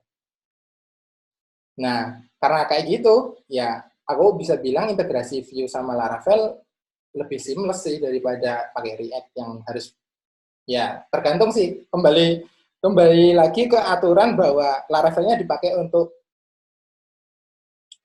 backend sama Vue, maksudnya Vue dalam arti Vue-nya Bleed ya, Bleed-nya Laravel, atau cuman REST API. Kalau ngomongin Laravel-nya sebagai REST API sih, mau pakai Vue, mau pakai React sebagai front-end-nya, aku rasa nggak masalah. Tapi kalau kita masih pakai build-nya si Laravel, aku rasa integrasi sama Vue itu better daripada dari ke React, soalnya emang udah included. Jadi itu sih jawabannya kalau menurut saya. Oke, jelas nggak? Mas Gregorius mungkin bagaimana? Sudah cukup? Mas Gregorius, halo? Sudah cukup? Oh ya, sudah cukup. Sudah cukup ya? Sudah cukup menjawab.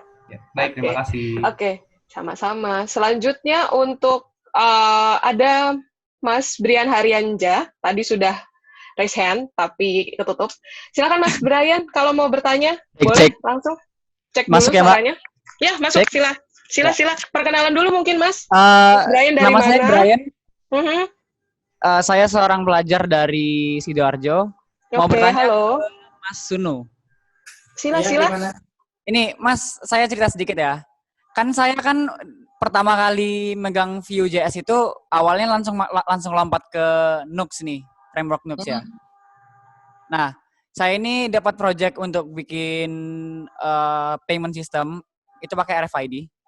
Jadi masuknya di IoT ya kayaknya, mungkin masuk kategori atau enggak. Nah, jadi saya ini kan lagi desain front end-nya, UI-nya. Di sini saya kan pengen pakai yang sekiranya itu bisa berkomunikasi langsung sama di servernya ya, lokal kan, di servernya sama ringan. Soalnya kan itu di Raspberry Pi.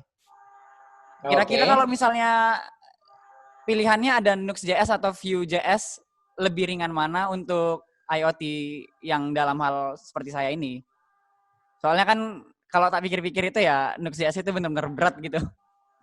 Oke, berarti nanti maksudnya mesinnya Raspberry Pi, terus nanti ada layarnya itu ngakses front end gitu ya? Iya. Dari layar itu ngakses front end yang udah ditanamkan ke Raspi-nya. Seperti itu kan? Iya. Kurang lebih kayak sistemnya kayak kasir gitu, Mas. Jadi nanti layarnya itu cuma untuk seller dan buyer-nya itu, kliennya itu cuman nempelin RFID card doang. UI-nya seberapa banyak ya? Nampilin info doang, info dari RFID card tadi. RFID card-nya itu berisi informasi kayak ada ID atau ada apa gitu. Terus dia ngambil data ke server lokal tadi. Jadi lebih ke aku scan barang terus muncul barangnya apa satu. Nah, ya kayak gitu. Terus muncul barangnya 2 gitu ya. Heeh. Kalau aku sendiri overkill sih kalau pakai Vue atau semacamnya. Maksudnya kalau UI-nya cuma satu itu ya. Kalau cuma satu itu terlalu overkill sih kalau pakai Vue atau pakai Nux atau semacamnya. Aku sih prefer ya sederhana, ya index.html plus JS gitu aja. Nah, masalahnya servernya, server HTTP-nya. Pertanyaannya kan itu. Jadi untuk index.html bisa diakses kan mungkin perlu server HTTP-nya. Kalau yang paling ringan aku nggak tahu sih, tapi kalau aku untuk nyobain sebuah file index.html, biasanya aku pakai HTTP server, itu ada npm-nya, namanya HTTP server. Atau bisa juga pakai, kadang kalau aku punya Python, pakai simple HTTP servernya Python. Atau pakai PHP server yang included di, maksudnya kalau nggak perlu yang canggih-canggih ya, maksudnya nggak perlu sampai yang butuh fitur banyak. Tapi kalau mau fitur banyak sih yang ringan, dalam artian ringan, aku nggak bisa jawab, maksudnya kalau secara teori ya, Apache itu besar butuh memorinya. Nginx itu lebih kecil. Tapi ya mungkin Nginx sih kalau ngomongin servernya. Tapi kalau ngomongin front end-nya aku nggak bisa ngomong mana yang bagus Vue atau Nux. Vue vanilla atau mau pakai Vue yang di Nux. Kalau aku pribadi sih prefer kalau memang nggak kompleks dan nggak butuh banyak layar, plain JavaScript sama HTML aja udah cukup loh. Kalau menurutku ya. Oke, Mas. Kecuali kalau view-nya ada banyak. Aku yakin view-nya dikit sih. Mungkin kalau kayak kasir itu intinya cuman nyeken apa yang masuk di print apanya invoice-nya, sisanya udah nggak ada view lagi. Setahuku, aku membayanginnya kayak gitu sih. Jadinya nggak perlu yang overkill banget sih. Aku rasa JavaScript biasa sama index HTML, ya HTML biasa udah cukup sih. Kalau pengen yang ringan. Oke. Terima kasih banyak, Mas. Cukup, Mas Brian? Ya. Cukup? Oke. Selanjutnya aku lempar pertanyaan untuk Mas Billy. Mas Billy, halo, masih di situ? Halo, ya. Oke. Mas Billy terlihat seperti mengantuk ini ya. Jangan ngantuk dulu, Mas. Belum kelar kita, Mas. Masih long way to go. Oke. Ada pertanyaan dari Rido. Dia adalah seorang web developer, jadi pertanyaannya adalah, mohon penjelasannya, Mas, konsep apa saja yang perlu dipelajari sebelum terjun ke framework JS? Framework JS itu kalau boleh tahu, kan ada banyak ya, kayak React, contohnya React, Angular, Vue. Nah, kira-kira paling step-step awalnya tentuin dulu framework mana yang mau dipelajarin gitu. Soalnya beda-beda framework sebenarnya konsep dasarnya hampir kurang lebih sama, cuman beda cara pemakaian sintaks dan use-nya kayak gitu kan. Kalau buat Vue.js sendiri, paling sebenarnya awalnya kan diperkenalkan karena single page application-nya kan terkenalnya. Jadi kayak nggak perlu kalau mau ngehit sesuatu, contohnya API mau dapetin data, kita nge-load satu page lagi, nggak perlu, cuman kita bisa nge-load sebagian komponen itu aja. Nah, paling boleh dibelajarin dari situ dulu sih, single page komponen itu apa, single page application apa, gimana caranya. Terus paling yang useful lagi itu adalah life cycle dari Vue.js sendiri gitu. Dengan udah nguasain life cycle-nya juga bisa langsung lanjut ke state management-nya, contohnya integrasi sama Vuex-nya, atau enggak sama router-nya juga, Vue routing-nya gitu sih paling. Oke. Selanjutnya untuk Mas Billy lagi nih. Banyak banget nih yang nanya. Oke. Dari Antin Rizky, mahasiswa. Jadi kayaknya ini banyak banget nih teman-teman yang baru kayak ke-trigger untuk mempelajari Vue.js. Bagaimana sih, Mas, untuk memulai belajar Vue.js? Bisa belajar lewat apa praktisnya? Nah, Vue yang sekarang itu kan masih Vue.js 2. Kalau misalkan sebenarnya udah lama banget kan Vue.js 2 itu. Jadi tutorialnya tuh udah bener-bener banyak di mana aja. Paling kamu tentuin dulu emang biasanya belajar itu lebih visual atau lebih baca teks aja bisa gitu. Kalau misalkan visual, sebenarnya banyak banget platform buat belajar, contohnya kayak Udemy dan sebagainya gitu. Tapi itu videonya itu berbayar gitu. Jadi kalau misalkan mau yang free, sebenarnya di YouTube juga banyak gitu. Kayak Vue.js tutorial, kamu search itu pasti udah banyak banget sarana buat belajar gitu, udah banyak banget. Kalau yang nggak perlu video nih, misalnya, saya lebih suka belajar lewat teks, itu juga banyak dari egghead.io, terus ada Vue School, ada dari Medium pun ada orang yang buat review-review tentang beginner Vue.js gitu sih. Dan menurut aku pribadi, official documentation-nya Vue.js itu cukup bagus dan enak dibaca gitu sih. Jadi mau buka langsung di situ dan langsung contoh-contohnya juga bisa sih menurut sih gitu sih. Oke. Satu lagi nih, Mas, untuk Mas Billy. Pertanyaannya menarik nih. Bang Billy, pertanyaan dari Edward, karyawan swasta. Seberapa besar effort untuk migrate Vue 2 ke Vue 3? Di mana kita masih pakai base Laravel dan Blade-nya. Ini kan berarti pakai Laravel as backend sama Vue as frontend gitu ya? Nah, betul. Kalau misalkan buat full stack application kayak gitu, kebetulan dulu juga pernah cobain. Nah, sebenarnya kalau misalkan mau migrate Vue 2 ke Vue 3, itu kan karena Vue 3 support backward compatibility. Jadi, sebenarnya Laravel itu nggak perlu diotak-atik sih.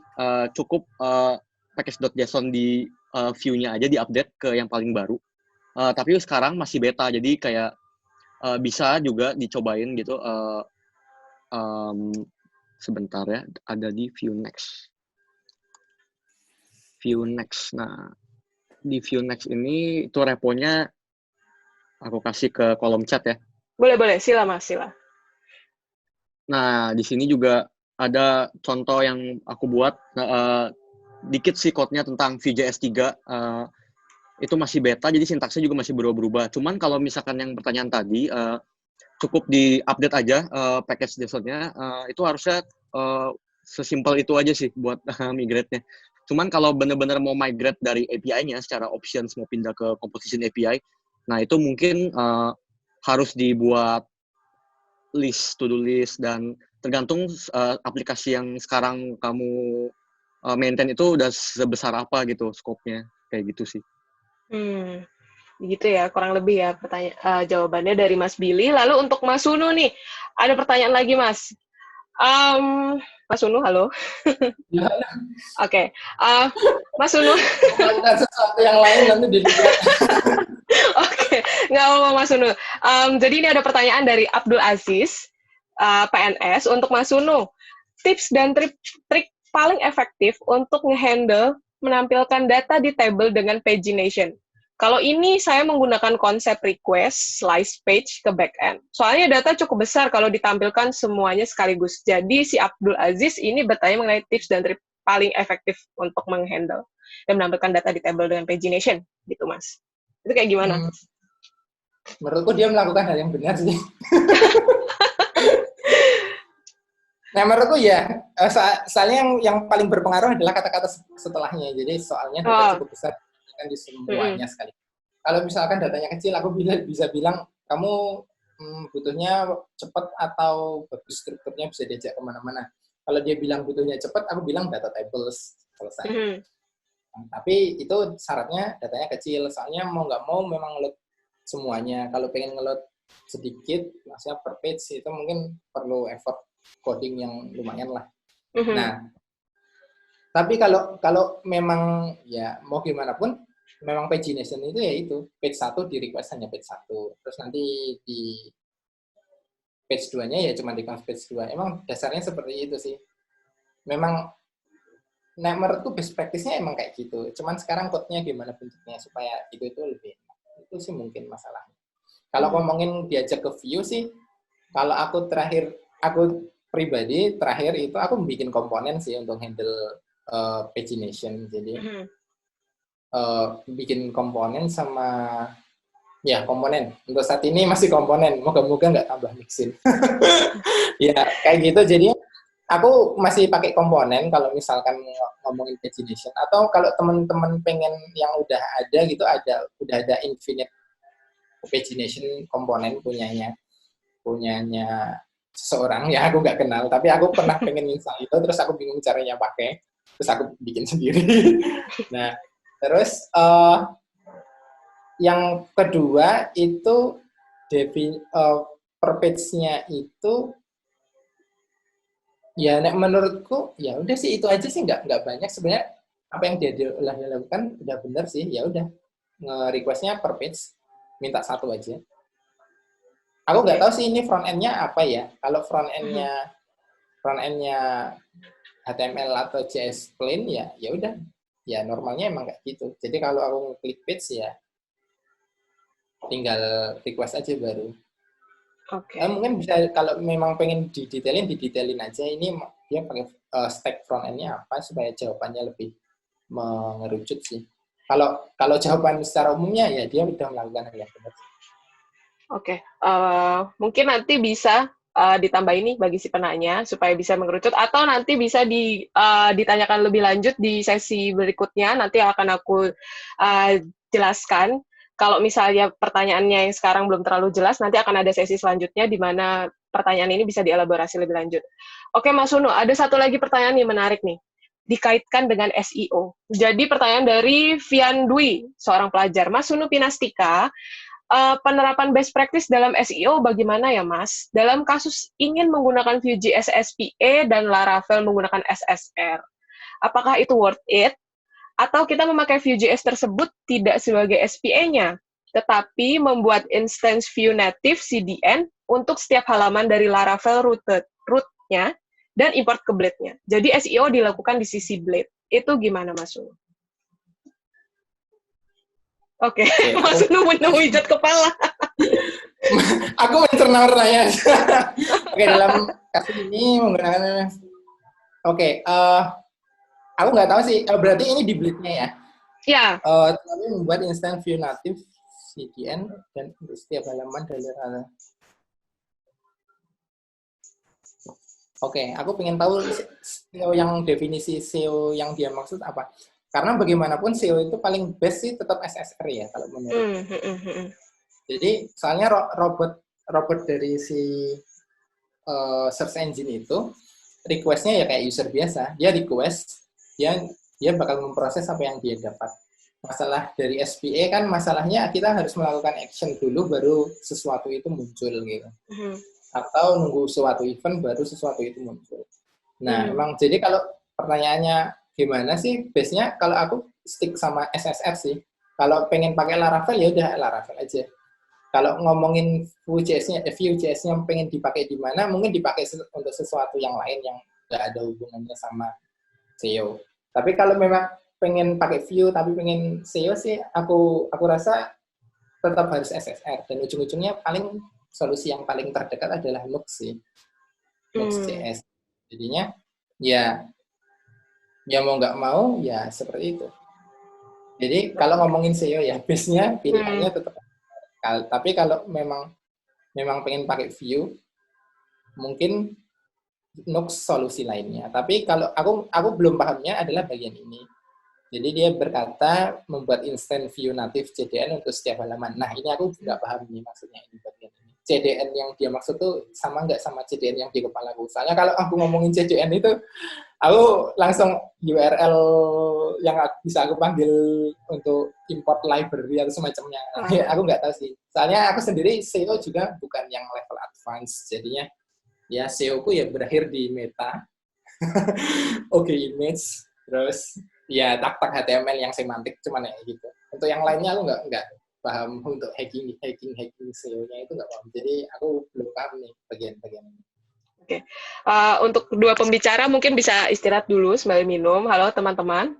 Sambil minum karena pertanyaannya gila luar biasa, olahraga otak banget untuk dua speaker kita ini. Sebelum nanti kita lanjut lagi karena sesi pertanyaan masih akan terus bergulir sampai nanti pukul 20.55.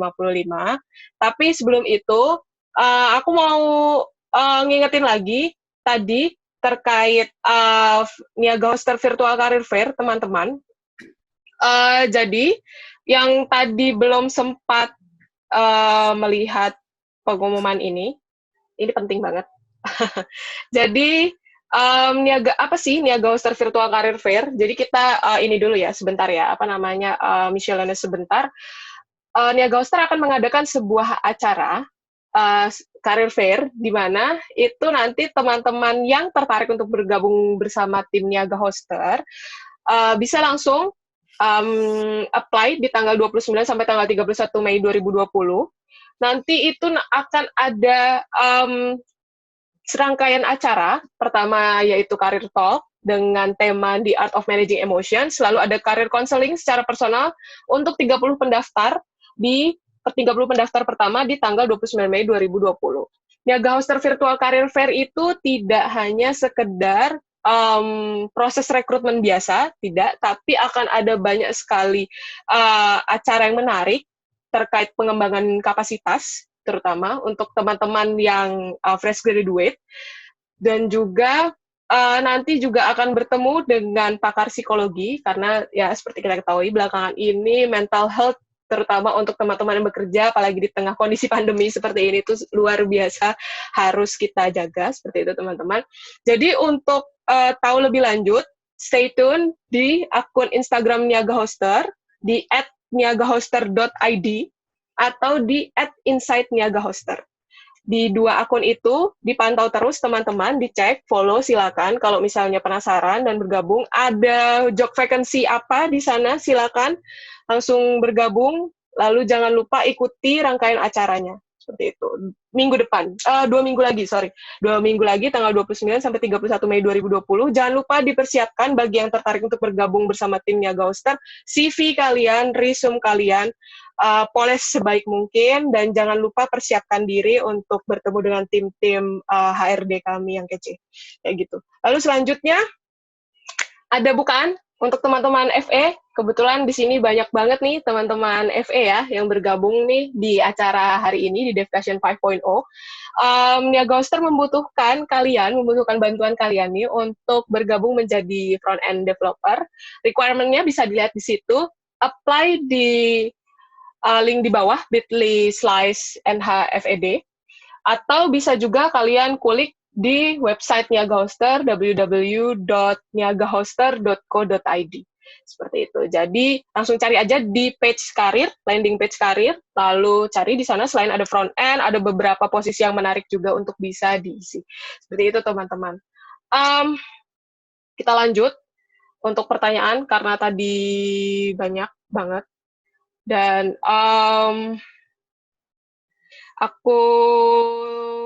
ini ada pertanyaan nih untuk Mas Billy, baru aja masuk. Dari Azril, amateur developer. Bagaimana cara menyembunyikan secret di Vue.js such as API_K di sisi client side? Thank you. Maksudnya API key gitu ya? Yep. Nah, biasa sih kalau dari pengalaman semua konfigurasi semacam key itu ditaruh di .env file sih, kayak gitu.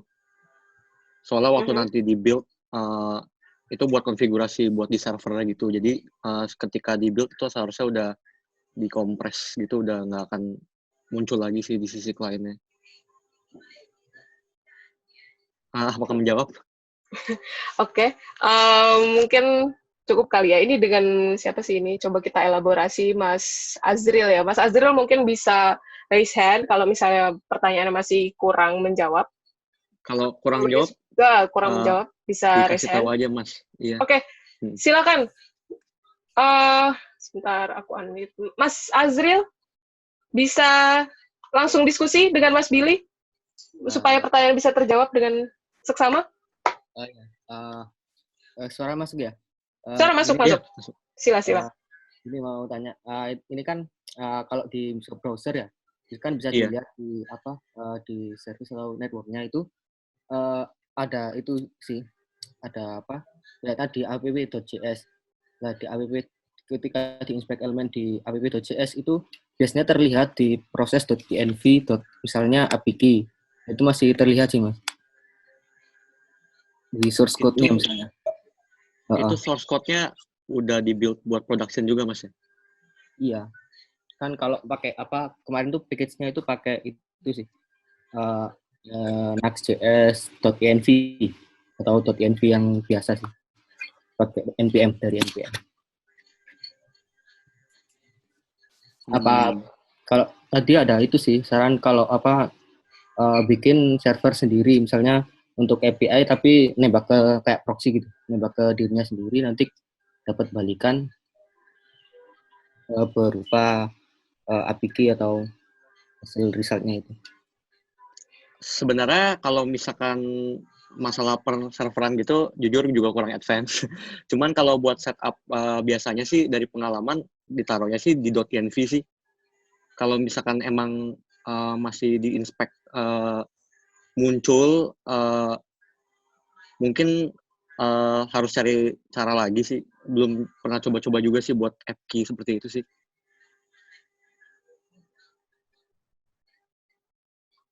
Oke. Halo, Mas. Gimana? Ya, thank you. Cukup? Cukup. Oke. Untuk Mas Unu, ini ada pertanyaan yang dari tadi aku lewatin terus katanya. Jadi dari DNS Progress, dia seorang amateur developer. Untuk Mas Unu, jika kita menggunakan validation di FE, perlukah disamakan atau disinkronkan dengan validation di BE? Karena mostly dari BE juga sudah menggunakan filter dan validation yang lebih baik. Okay. DNS Progress. Dari itu aku pengen nambahin Mas Azril tadi, boleh? Boleh, sila.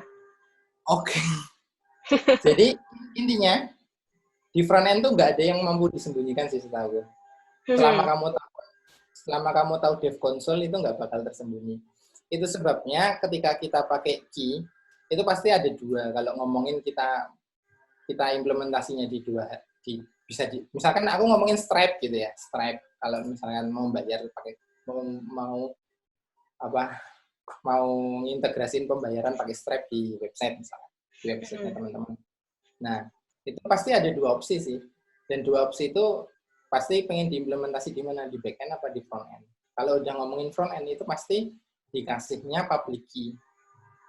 Public key itu emang sesuatu yang memang berhak untuk diintip, berhak untuk dilihat, dan nggak bakal bisa disembunyikan. Dan seumpama nggak disembunyikan pun, itu nggak masalah, soalnya akhirnya itu bakal lari ke back end, dan di back end itu bakal diproses. Maksudnya back end kita ya, bukan back end-nya Stripe. Jadi nanti back end-nya kita yang memproses si request kita. Jadinya sih selama, nah yang broken itu, yang salah itu adalah kita pakai private key di front end gitu. Jadinya kita kayak direct nge-hit API-nya si Stripe yang butuh private key, tapi kita hit-nya itu bukan dari back end, tapi kita hit-nya dari front end. Nah, itu broken. Jadinya ya memang kayak gitu. Kalau public key emang berhak untuk diintip, kalau private key, nah sekarang kalau private key nggak boleh ditunjukkan. Nah, sekarang pertanyaannya Mas Azril tadi itu key-nya itu key apa? Key public apa key private? Mungkin itu sih. Kalau misalkan ngomongin key private itu benar kata Mas Billy tadi di .env tadi, itu udah pasti nggak bisa dilihat. Tapi kalau ngomongin itu public key memang mau nggak mau memang harus kelihatan. Bisa dilihat, bukan harus kelihatan. Oke. Oke, yang pertanyaan selanjutnya tadi. Ya. Perlu kan? Perlu. Nggak ada namanya validasi itu hanya di front end atau validasi hanya di back end. Validasi yang paling bagus itu pasti di back end. Tapi bukan berarti validasi di front end itu nggak penting. Kalau kita ngomongin UX, itu validasi front end itu penting. Soalnya user itu nggak mau nunggu, apalagi kalau server kita lemot ya. Bayangin aku ngisi form pajak, udah pernah ngisi form pajak belum? Kalau pernah ngisi form pajak, silahkan rasakan itu formnya ada ratusan. Atau enggak? Setidaknya puluhan. Bayangin semua form udah kamu isi, kamu hit, terus ada yang error satu gara-gara validasinya cuma di backend. Dan itu ya nyarinya susah.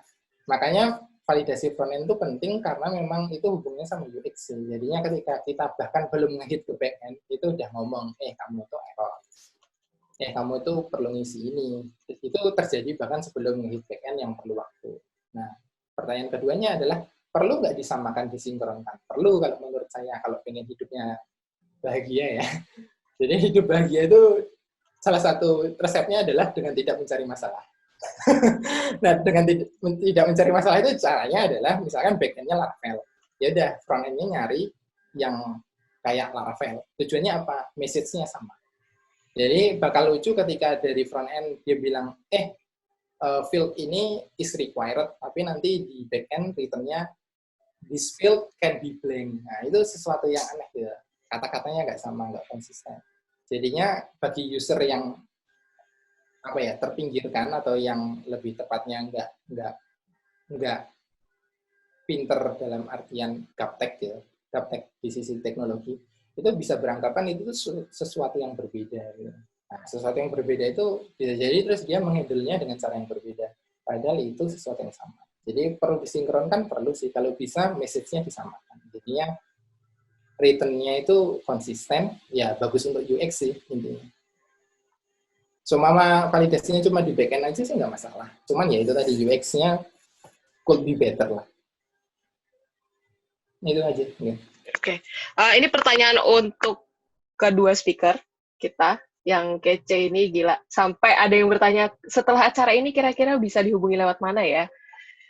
Lewat Steam. Oke, lewat Steam. Boleh Mas. Mas Billy mungkin ada Steam juga. Nanti kita main bareng di Steam. Boleh. Boleh nanti kita gabung bareng di Steam, ketemu di Steam. Oke, untuk dua speaker. Ini pertanyaannya adalah dari Oki, mahasiswa. Mas Nunu dan Bang Billy, dalam pembuatan menggunakan Vue.js, apakah kita harus full pembuatan Vue-nya itu di komponen dan diimport di file page-nya? Dengan asumsi semua data itu kita parsing dari pages ke komponen. Silah, mungkin Mas Billy dulu. Kalau lihat pertanyaan ini, jadi kalau pengalaman aku sendiri pribadi sih, emang namanya Vue.js kan salah satu kelebihannya itu adalah reusable komponennya ya. Jadi kita bisa buat komponen terus dipakai di mana-mana gitu kan, yang bisa di reusable. Nah, jadi kalau misalkan folder view sendiri itu lebih ke, kalau buat aku sih buat lebih ke halaman-halamannya, contohnya halaman login, halaman register. Nah, nanti di dalam katakanlah di dalam login sama register kita punya satu komponen yang dipakai barengan, contohnya form. Nah, itu kita bisa pisahin gitu ke satu komponen buat kayak gitu, biar bisa di-reuse juga. Nah, kalau misalkan emang dari segi data harus di-parsing atau enggak, itu parsing atau passing ya kalau boleh tahu? Parsing. Kayaknya lebih cocok.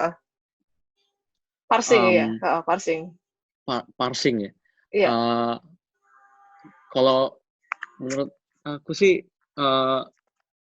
mungkin lebih tepat parsing ya, dilempar gitu datanya. Kalau secara parsing sendiri, tergantung datanya itu kira-kira bakal dipakai komponennya itu deep level atau enggak gitu. Kalau misalkan terlalu deep, itu kan lempar dari parent ke child, berarti lempar ke props kayak gitu, bisa nested banget. Nah, lebih baik ditaruh di store di Vuex aja gitu sih paling kalau dari segi data.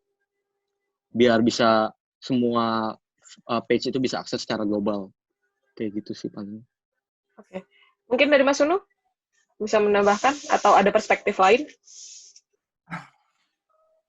Oke. Ini aku nganggapnya dia mungkin bikinnya pakai view CLI ya awalnya ya. Terus ada asumsi. folder. Mungkin asumsinya seperti itu, Mas. Kita asumsikan seperti itu aja kali ya. Oh, Next. Oh, Next.js. Next.js. Nux. Oh, oke. Oke. Kalau ngomongin Next itu pekerjaan orang sebelah ya.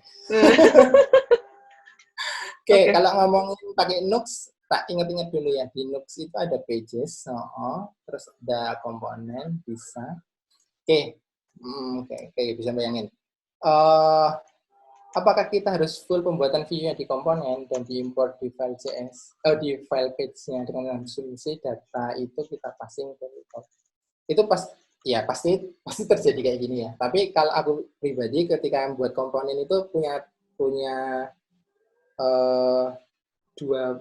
Kalau ngomongin Nux ya, aku bakal bagi itu jadi 3. 3 itu komponen yang independen, terus komponen yang tightly coupled sama project kita, terus komponen pages-nya itu. Jadi di pages itu sesuatu yang kamu nggak bikin komponen, dalam artian ngapain juga dibikin komponen, soalnya memang sederhana banget, maksudnya nggak perlu dibikin komponen, daripada aku bikin sebuah single file komponen yang ada script, ada apanya, dan itu tuh ribet, aku lebih senang bikin button something, ya, udah selesai. Nah, terus yang tightly coupled itu dalam artian yang itu tuh kayak ngakses API. API itu kan tightly coupled sama sistem kita ya, jadinya ada ngakses API, terus responnya di format, bla bla bla, itu jadi komponen yang memang itu tuh khusus project kita. Nah, terus ada komponen yang independen. Independen itu yang dia itu nggak peduli, pokoknya dia peduli dengan data yang dipas ke dia aja. Dia nggak peduli nih data dari siapa, pokoknya tugasku hanya nampilin. Misalkan contoh independen komponen itu, misalkan button. Button itu dia nggak peduli mau yang dipas sebagai value buttonnya itu apa, yang nggak peduli. Nah, itu independen. Nah, yang nggak independen itu kayak apa ya? Misalkan ada sebuah page yang itu list banyak. List itu independen. Kita bikin list komponen itu independen yang nampilin list. Tapi untuk nge-get list itu isinya apa, dari API, dari apa, itu komponen yang tightly coupled. Jadi ada 2 komponen. Nah, aku udah berhasil nge-get API dari aku nge-get data dari API, terus datanya aku pas ke independent komponen tadi yang list, ya udah baru ditampilin. Nah, gitu sih kalau aku prinsipnya bikin komponen. Tapi itu pun yang paling penting dilakukan aja. Kamu bakal tahu itu salah ketika kamu melakukan itu. Jadi ya jangan takut untuk salah. Wow. Mas Unu, quotes terakhirnya seperti Finding Dory ya. Just keep swimming, jangan takut salah. Kalau swimming jangan takut. Ya, betul memang apa ya? Setelah lama bergulat, berdiskusi banyak dengan teman-teman developer, memang untuk bisa mencapai di satu tataran memang kita harus memang banyak sekali melakukan mencoba terus-menerus. Ya, betul, kesalahan harus dicoba lagi, kita cari tahu lagi di mana kira-kira ini yang harus kita perbaiki untuk ke depannya bisa lebih maksimal lagi. Mungkin ini pertanyaan terakhir sebelum nanti kita tutup sesi diskusi. Jadi teman-teman, bagi yang belum sempat terjawab pertanyaannya, Niaga Hoster, kami di sini mempersiapkan sebuah platform lewat Niaga Hoster Forum. Jadi nanti teman-teman bisa akses alamat ini sebentar. Aku share dulu ya. Jadi nanti bagi pertanyaan yang belum sempat terjawab, itu bisa langsung submit pertanyaan di Niaga Hoster Forum, nanti akan dibantu menjawab oleh Mas Unu dan juga Mas Billy, kayak gitu. Lewat sini, ini sudah kita sediakan link, jadi pertanyaan yang belum sempat dielaborasi lebih lanjut, nanti mungkin akan dijawab lebih lengkap di sini, lebih terperinci, karena akan dalam bentuk tekstual, jadi akan lebih enak juga. Kalau misalnya kalian mau cari tahu lagi kemarin aku nanya apa ya, terus kok lupa, mungkin kata kuncinya ini, aku cari keywordnya di Google seperti ini, lalu muncul pertanyaan kalian yang sudah dijawab, silakan langsung masuk ke link ini, berikan pertanyaan kalian, nanti akan ada periode selama 7 hari, itu pertanyaan akan dikumpulkan, lalu akan kita jawab bersama kedua ahli kita, speaker kita hari ini itu di tanggal 14. Untuk selanjutnya nanti tetap stay tune di tadi balik lagi Instagram Niaga Hoster di @niagahoster.id untuk skema lebih lanjutnya untuk menjawab pertanyaannya seperti apa. Jadi drop pertanyaan kalian di sini di Niaga Hoster Forum, silakan untuk pertanyaan yang belum sempat dijawab lebih lanjut kayak gitu. Jadi nanti biar lebih ibaratnya kita lebih gampang lagi deh nyarinya. Terus kita bahas lebih lanjut bagi yang belum sempat. Karena ini singkat banget sih, ya nggak singkat juga sih, 2 jam, tapi untuk pertanyaan yang banyak banget ini kayaknya memang butuh, butuh banyak banget diskusi, kayak gitu. Pertanyaan terakhir, tadi seperti yang aku janjikan untuk kedua speaker, mengenai handle otorisasi komponen dan fungsi di Vue.js dari Mas Ferry. Ini adalah seorang full stack developer. Jadi untuk Mas Billy dan juga Mas Unu, bagaimana handle otorisasi komponen atau fungsi di Vue.js? Menurut Mas Unu dan Ko Billy, apakah penggunaan if di masing-masing komponen atau fungsi tiap dapat role dari hasil sudah best practice atau ada cara yang lebih baik seperti fitur gets di Laravel? Thanks. Mungkin dari Mas Billy dulu mungkin ya, biar nggak ngantuk. Ya. Bertahan sedikit lagi.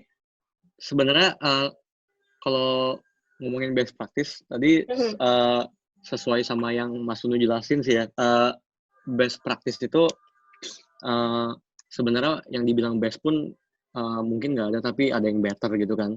Tergantung build application-nya itu kayak gimana. Cuman kalau ini maksudnya kalau misalkan login sebagai role apa dan komponennya itu dicek ya, kalau role-nya sesuai baru dimunculin. Nah itu bisa pakai VIF kalau role-nya dikit mungkin. Kalau misalkan kedepannya mau banyak, kalau dari pengalaman sih bisa juga pakai dynamic component.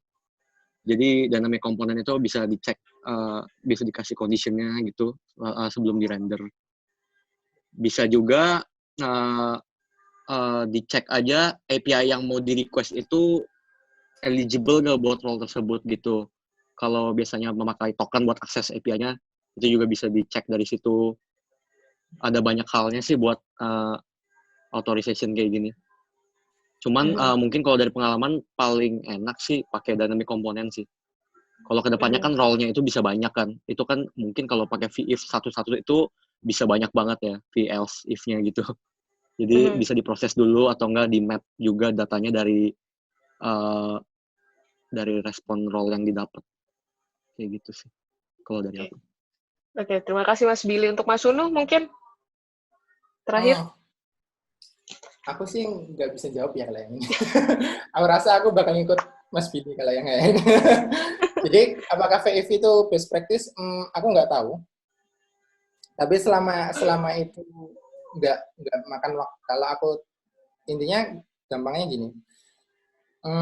Butuhnya cepat ya, kembali lagi butuhnya cepat apa bagus. Ketika bikin dynamic komponen itu kok makan waktu dan butuh cepat sih, aku rasa VF pilihan bagus. Tapi kalau ngomongin butuh apa ya, butuh yang bagus, mungkin jawaban Mas Billy tadi lebih menggambarkan daripada apa yang aku tahu sih. Aku sampai sekarang masih lebih sering pakai VF daripada dynamic komponen. Apakah best practice? Belum tentu, jelas enggak sih kalau aku rasa. Apakah bagus? Aku malah suka dengan apa ya? Ketika dia bilang kayak Git, aku langsung buka Git. Aku baru tahu Laravel punya Git. Syukurlah. Jadi saya nggak bisa jawab. Aku ikut Mas Billy kali ini. Oke. Oke, teman-teman, tidak terasa sudah pukul 25.05 sesuai janji saya. Kita sudah ada di penghujung acara. Terkait materi pembicara dan juga e-sertifikat, itu yang pasti ditunggu-tunggu ya sama teman-teman lainnya. Oke, jadi itu akan langsung dibagikan setelah teman-teman semua yang sudah mengikuti sesi hari ini untuk segera mengisi survei. Tadi sudah aku bagikan di grup chat, itu di bit.ly/feedbackdevcussion5.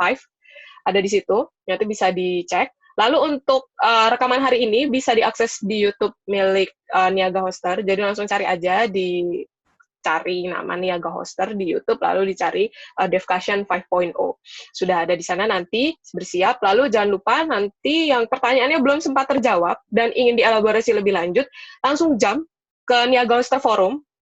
Jadi langsung masuk aja ke sana, dicari. Ada satu section tadi yang sudah saya bagikan, yaitu untuk kali ini Meet the Expert. Jadi langsung dijawab sama dua speaker kece kita hari ini. Kayak gitu, sembari dielap lebih lanjut, terus nanti bisa dicari lagi, oh ternyata pertanyaan saya sudah ada arsipnya, jadi lebih gampang untuk nyariin. Kayak gitu. Oke, sebelum kita tutup nih, untuk Devcussion 5.0 yang berkolaborasi dengan teman-teman Vue.js Indonesia, closing remarks untuk Mas Billy mungkin sebagai first speaker. Closing remarks untuk sesi hari ini, apa Mas Billy kira-kira yang bisa dibagikan untuk teman-teman terutama yang masih awam yang baru mau mencoba Vue.js? Jadi dari aku sih tipsnya ya banyak aja baca forum, tutorial di internet, terus comparisonnya between Vue.js 2 karena penting juga buat belajar bedanya itu di mana gitu sebelum pakai kayak kan karena berhubung Vue.js 3 juga belum keluar, jadi kayak boleh juga dibelajarin basic-basicnya gitu Vue.js 2, comparisonnya between Vue.js 3 itu apa. Semoga dapat sesuatu lah dari hari ini. Udah sih. Oke. Untuk Mas Unu, mungkin closing remarks hari ini sebelum kita tutup sesinya. Oke, closing remark-nya Steam user saya Sunu PF. Oke, Mas, kita bertemu di Steam nanti ya. Oke. Mari berkumpul teman-teman Dota. Oke, next break. Kalau menurutku intinya, yaitu nomor 1, nomor 2-nya, kalau pengen bisa best practice gimana sih? Yang paling penting sih, harus coba sih. Kalau aku dulu baca buku itu, intinya, tapi ini ngomongin tentang menulis ya, jadi dia itu malu baca tulisannya dia yang lama. Jadi dia udah nulis, terus dilihat lagi, jelek banget tulisanku. Nah, itu programmer juga kayak gitu. Code aja, salah aja, nggak apa-apa. Besok ketika kamu ngeliat itu, jelek banget ini bisa lebih bagus. Nah, itu tandanya kamu lebih pintar. Nah, gitu aja sih. Jadinya dicoba, kamu tahu salah, ya berarti itu kamu udah meningkat dari sebelumnya. Dan itu makin lama makin bagus ya, aku yakin. Selalu kalau kayak gitu selalu terjadi, itu berarti kamu selangkah lebih dekat menuju best practice. Luar biasa.